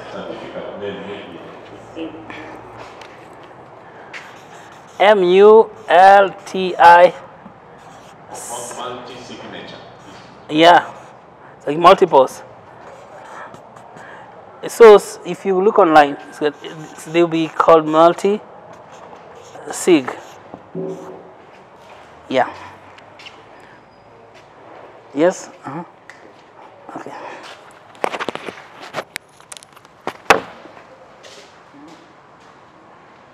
I have two issues. One, I need to know the relationship between Ethereum and the UBRICA. That's one. Then two, we read the spoke about that Brazilian company was still something global. Velox? Yes. Possibly you will try to tell us something about it because people are saying it went down, it was dealing with bitcoins or something, it went down with people's money and that kind of stuff. Thank you. The blockchain. Ethereum. Now that gives me really to give you some deeper science of the blockchain itself. So, like we're getting deeper and deeper into this. One, blockchain is not new technology. It was formed many years ago in the 1970s by someone called Ralph Markham. This guy worked for National Securities Administration, and he had the task of, NSA, National Security Administration, U.S. government, U.S. military. These are guys who look at intelligence of the military and how you can transmit messages about military attacks. Like, you're going to bomb someone, you don't even know. Thank God we don't bomb people. And of course, if people got to know where you're going to bomb, they'll bomb you fast because they know where you'll be bombing from. So, what is the issue about this messages, like that top secret messages, is that you want to create a message. See, go bomb Kapeguria. I don't know why I'm sorry about people from Kapeguria. Say go bomb Kapeguria, and that message has to be transmitted through the internet. So anyone could intercept that and go and tell people of Kapeguria, a bomb is about to drop here, run away. Of course, the idea was to bomb, not to kill. This is what military guys do. But so that messages can go and they are not intercepted in a way. First of all, you send a message, this is sender, put it in a channel which anyone can intercept, and then it has to go to the receiver. So you want the message that was sent to be received to in an authentic manner without being interfered with by third party somewhere, or maybe channeled somewhere else. Okay? So, Ralph Markov created an encryption, that means turning the message into a secret, of course. And then when you turn that message into a secret, then this one encrypts. There's an encryptor here. When the message comes on this side, is decrypted so that the receiver can see the original message. But it has to only send the message only to the person who it was directed. So 1979, he patented the technology called the Markov tree. See?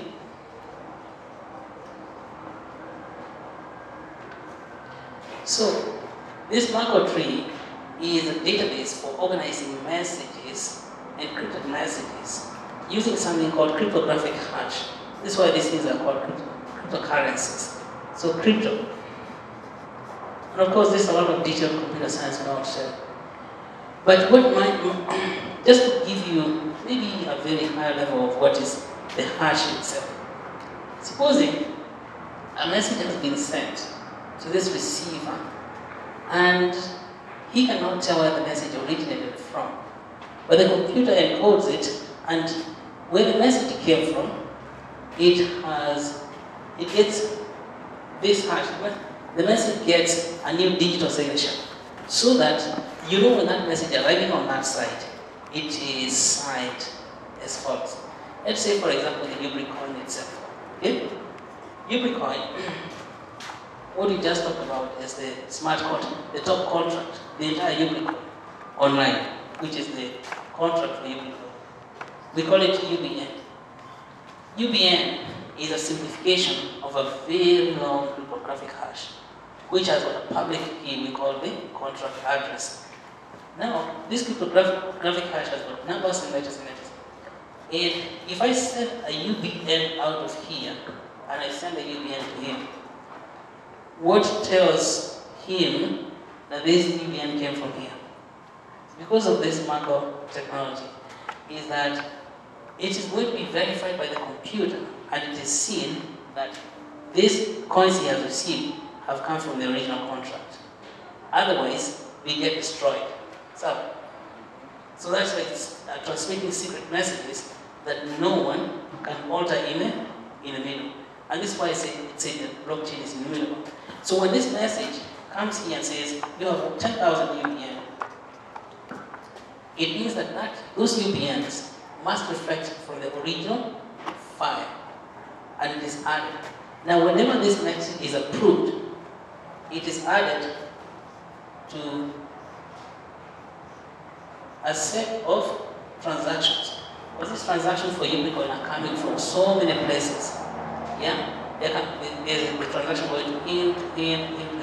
So every time that transaction is approved, is added to another set of transactions. When you make about 10 transactions, you create a block of transactions. And that block is closed and it's full. A block is just like one sheet of paper, one page of paper containing transactions. We call that a ledger in a bank. So these are ledger of transactions that are already approved. When that is finished, new set of transactions begin coming, and then another ledger is opened. Not another ledger, just another page is opened, and then it's going to contain so many transactions. So every 10 minutes, a ledger is closed, and when it's closed, it's tied to the previous one, and this is why it's called a blockchain, because this previous ledger. Now, for example, if he took his 10,000 and sent 1,000 to each person, all that information will be put in a set of transactions, and they can be traced back to this one, to here, and to UBN. And so it keeps on creating blocks of information into that, which in our normal life would say it is creating pages, different pages of information. But all those pages are tied to one, which is like a book full of pages. It is very easy to explain it as a book, because in the physical world, you want to know all the content that you have here. Did it all come from the same book? Or did some of the content come from another book? Did somebody copy and paste content from elsewhere? But because in the physical world, the books are already bound, you cannot copy another book unless you cut a sheet of paper and insert it in the book. But in the computer world, copying is very easy. So to make sure no one is inserting sheets of paper, or no one is inserting transactions in the pages, all of them have to be verified and validated from the original file. That work of verifying and validating transaction is what is called mining. See? I was getting so blockchain mining. So mining,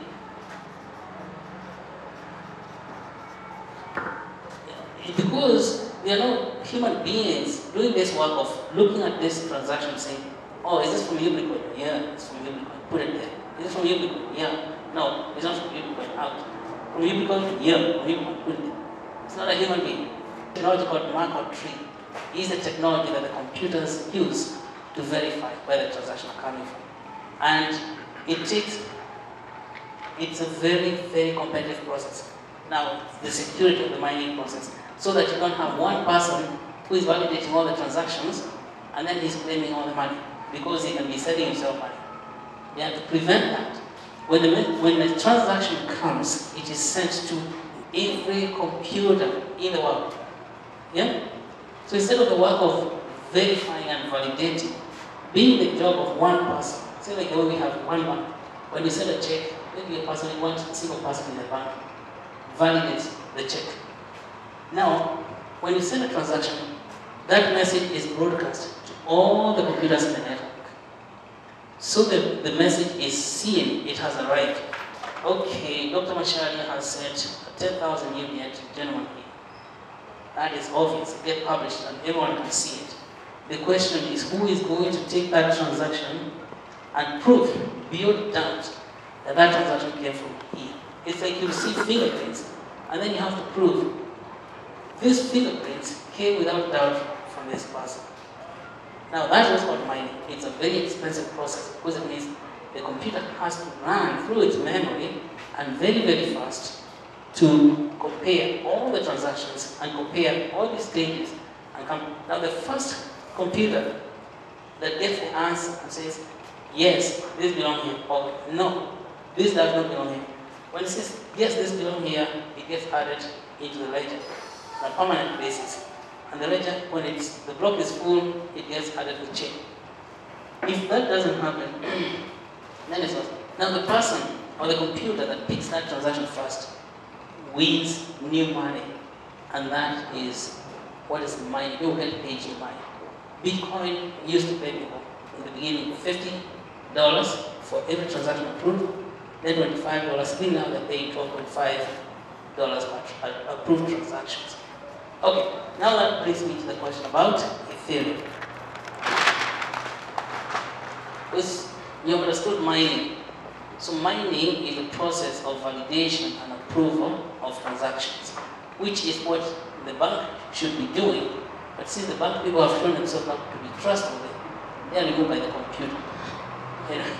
Anyway, this is the bank person being automated. Yet again, you know the automatic teller machine? Now the automatic machine for proving financial transactions such that we don't need human beings. It is not nice for the bank people because they lose it. So, blockchain.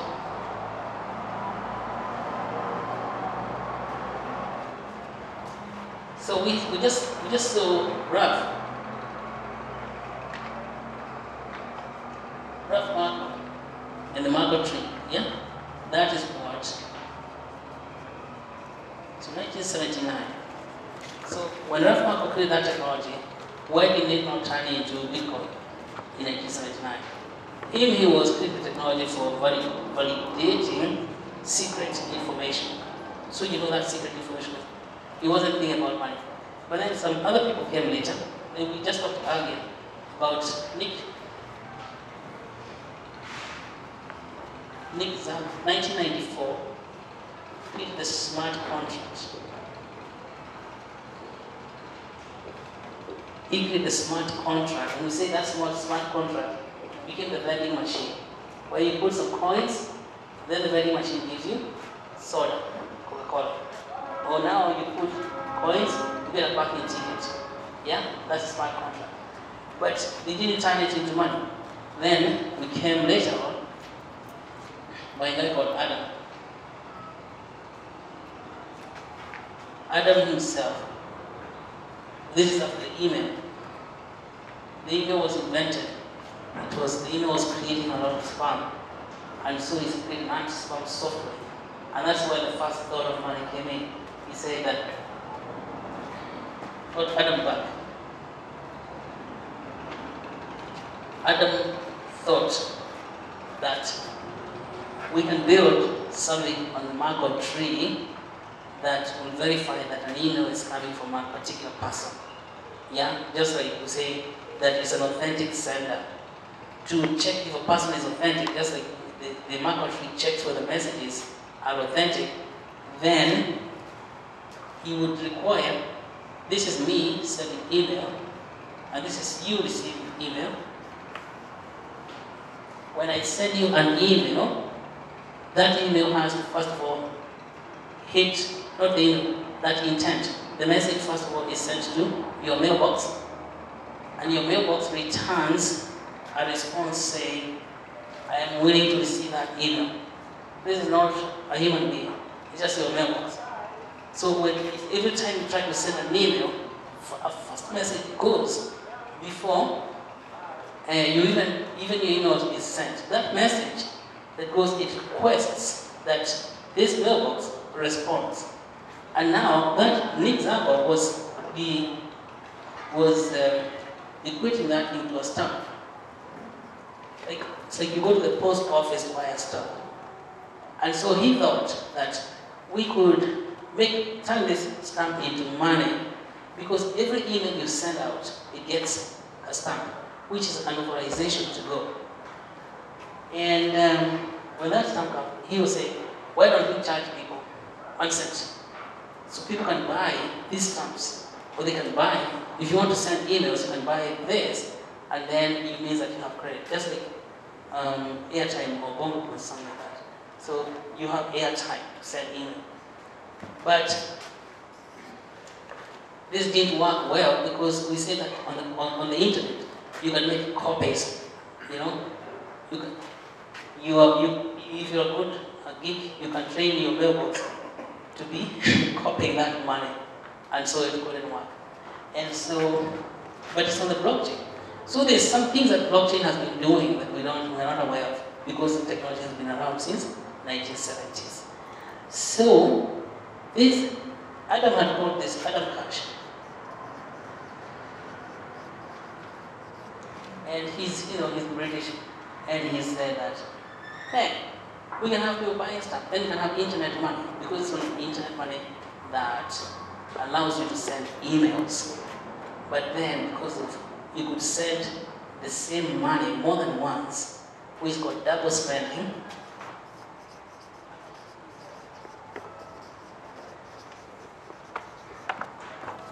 Then it didn't become money. And so Adam just gave it up. And of course, it helps a lot in reducing crime. So the work for this, what he thought how it's going to work is that before Adam put this system where your email has to request for permission to go, there was no such request. So one person could send 1 million emails at once to 1 million people. We would send 1 million emails to 1 million people, which is called spamming people. So when he created this technology, when you send 1 million emails, each one of those emails is going to request for permission. And that is going to take like a millisecond. So you're talking about 1 million milliseconds.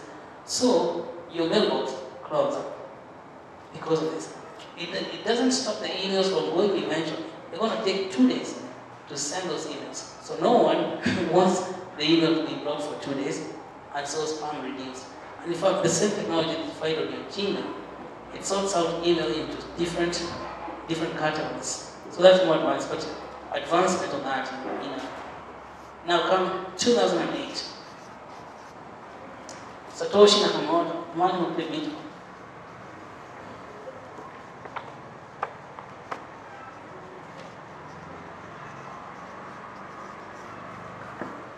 So the double spending problem.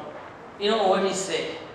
If I send this message now, and I send it another 2 milliseconds later, then only the first one would be allowed to go. The first one. So it means time. And what brought money to the internet is the inclusion of time. If I send money now, say I send a WhatsApp message to him, and then I try to send the same message to him, it means that he got the message first. And the computer can tell that even if the message came just a few milliseconds later, well, the one that came before is the message. The other one is discarded. So blockchain, when you put time on the blockchain, it becomes another verification or validation criteria that now if I send him money, 5 shillings, then I try to send the same 5 shillings to him, the second 5 shillings will be thrown out of the blockchain. It's not going to be added onto the blockchain because it's not validated, because it comes in a different time. That was it. So you can see the blockchain is a set of technologies that have been invented, beginning with Ralph Manuel, invented going back to smart contracts created by Nick Zappa, and and then Adam's hash, bringing to the emails and spam software, and then the timestamp. Timestamp is what brought money to the internet. Very simple and straightforward. Timestamp. Now, the blockchain, so you understand how the internet means it's what's called information technology. Because information technology came from a different theory from the blockchain itself. You can see the blockchain came as for the theory of security, creating secure messaging system. The information technology came from the theory of information sharing. That is why the internet itself has a huge problem. It's called the internet protocol. The internet protocol, what's called IP, is for sharing copies of information. That's why when you send an email, it leaves a copy in the send box. When you send a WhatsApp message, you can still see the WhatsApp message and you can forward. So, internet protocol, from the information theory, is about sharing of information. And of course, giving us a lot of stuff is about copies. Now, the blockchain is about security. And you don't want copies lying around to create a secure system. So the blockchain is a different technology which is part of the internet, created for security, for national security administration.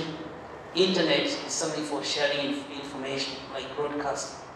So you broadcast with a lot of copies and broadcast them to people. Now, when Satoshi puts time to the blockchain, then that just time itself, it just lends itself to money. Satoshi. And so, and he called that money Bitcoin. That money is known as Bitcoin. So what's the difference between Bitcoin and Ethereum, which is now the question? Yeah. So, Bitcoin is a protocol. We call this Internet Protocol. And then we call this Bitcoin Blockchain Protocol. A protocol is a set of rules that help you to do something. Yeah. And protocol is a set of rules that, now in the internet computer language, you create a protocol like Internet Protocol that help to share information. We have a blockchain protocol that help to send secure messages, which are encrypted. Yeah? Now, blockchain protocol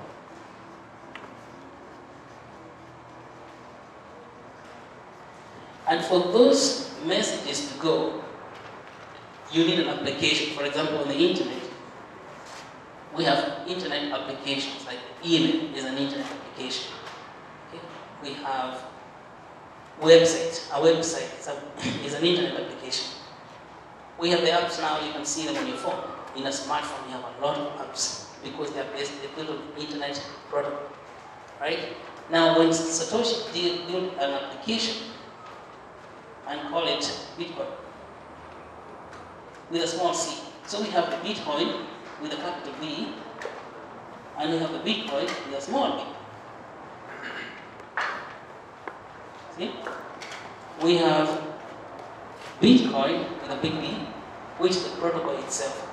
And then Satoshi built an application, a currency application called Bitcoin, and it has a small b. So there's Bitcoin money and the Bitcoin blockchain. I think he was in a hurry. He should have given it another name. This is what's confusing. The Bitcoin protocol plus the Bitcoin cryptocurrency. Those are two different things. Now, Satoshi, as soon as he made this, the US government became very hostile to him. And he had to run away. I don't know why he ran away, he just disappeared. But Satoshi, no one knows where he is right now. Okay? So he went to hide. So he could not bring this Bitcoin to its full potential of the other things it could do. But so he made the coins, put them on the network. When the US guys noticed that, started hunting him down, nowhere to be found. Because now it's going to destabilize the dollar, not destabilize, get it out of the market, which is quite impossible. Because Bitcoin is very powerful technology based on this sequence. secret setting messages from the mango tree. Yeah? So, when that happened, people said, okay, what are we going to do? Some guys noticed that and said, we don't just have Bitcoin, we have a lot of people in this world who need money. Let us create a new blockchain protocol. Because once the blockchain is published, you cannot change it. So the Bitcoin protocol is written, is cast in stone, to speak like that. Yeah? And so you cannot come and change it. And so, Vitalik Buterin, in 2012, with his group of friends, Vitalik used to write the Bitcoin magazine. He was only 15 years old. And he said, okay, there's something wrong here. We need something else. Another blockchain protocol, the way we can build, what? We can build cryptos for everyone in the world. And so he called it Ethereum. Yeah. And so Ethereum now looks like Android protocol, which Android is internet protocol on your phone, your Android phone. On your Android phone, you can build a lot of applications. And you've seen thousands, hundreds of thousands of applications built, like WhatsApp, like what else? Telegram, like what else? Instagram, Facebook. All these are applications that are built on Android Internet Protocol. So Ethereum is such a protocol that allows everyone in the world to build apps.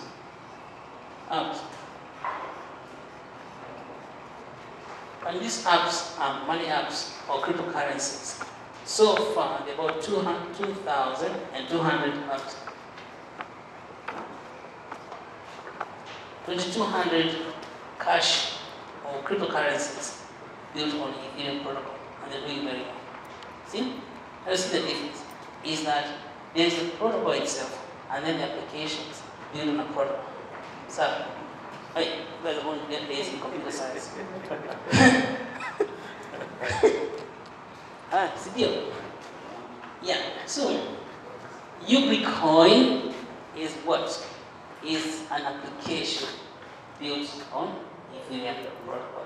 Now, when you read the book, you will see that UBRICA is ERC 20 token built on Ethereum protocol.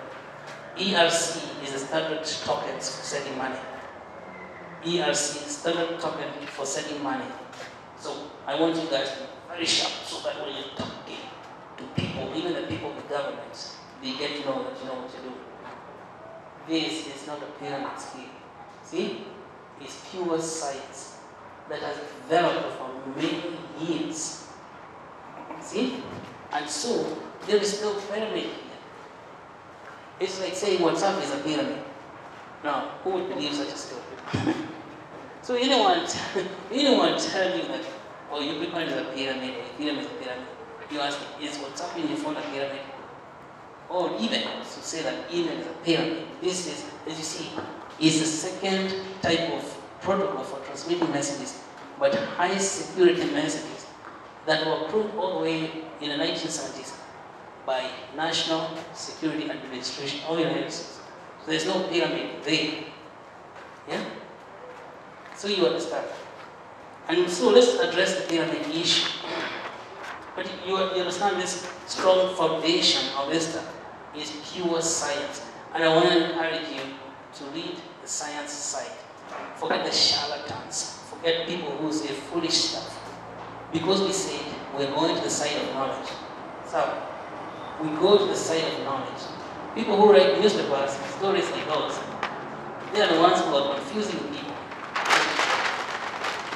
And it's not going to wait for them to write nonsense in the newspapers. But you don't have to worry about it, because maybe that's how they make their money. But they're not going to stop science. Scientists are very focused people. Yeah? And so this is pure science. That's why I like the question, because it helps us to go very deep to where we began. We cannot understand these things. Yeah? So what was it developed?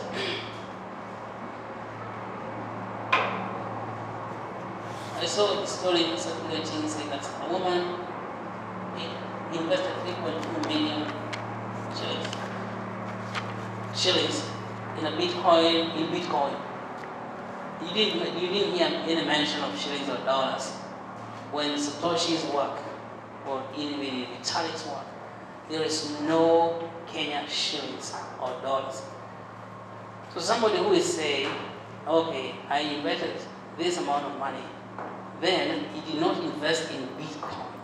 He invested in some people who say they're going to help him buy a Bitcoin. So that's not Bitcoin.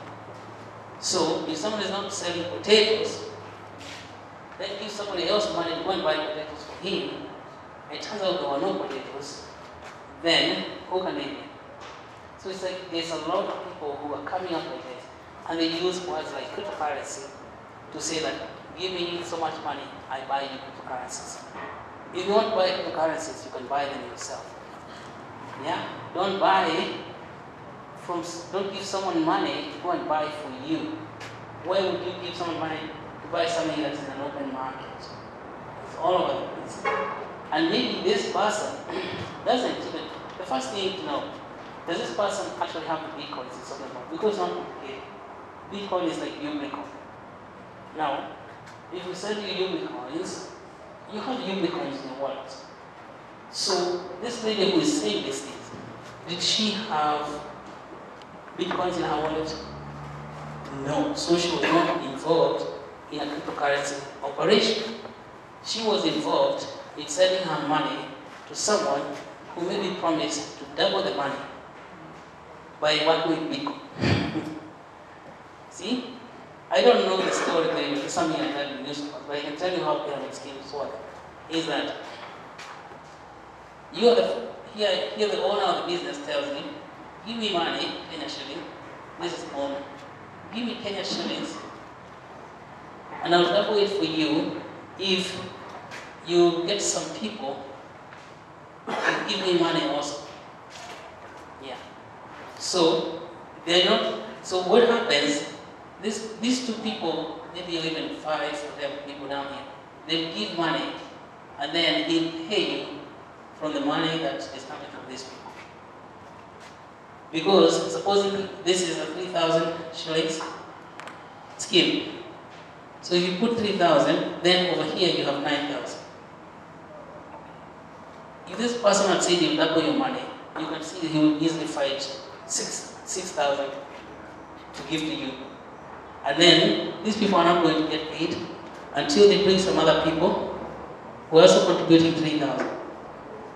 So if you bring maybe just 3 people, and you give you put 2,000, you can pay this group, and each one of these people also does the same thing.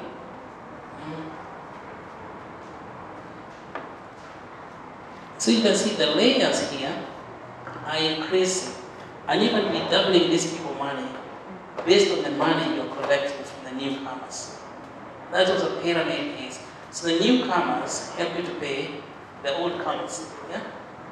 And they're not investing in anything. They're not saying that let's go and study something like UBRICA project so that you can create value. So there's no value being created. No value being created. And when there's no value, at the end of the day, you're going to reach the end of the network because it gets finished. It is at that end of the network that the whole thing collapses, because there are no new people enrolling so that he can give money back to the people higher in the pyramid. So the people who lose the first are the ones who are very bottom. And we just came in yesterday, then they go to collect their money at the end of the month, and they find there's no money. The guy has closed shop and ran away. Now that's not Bitcoin.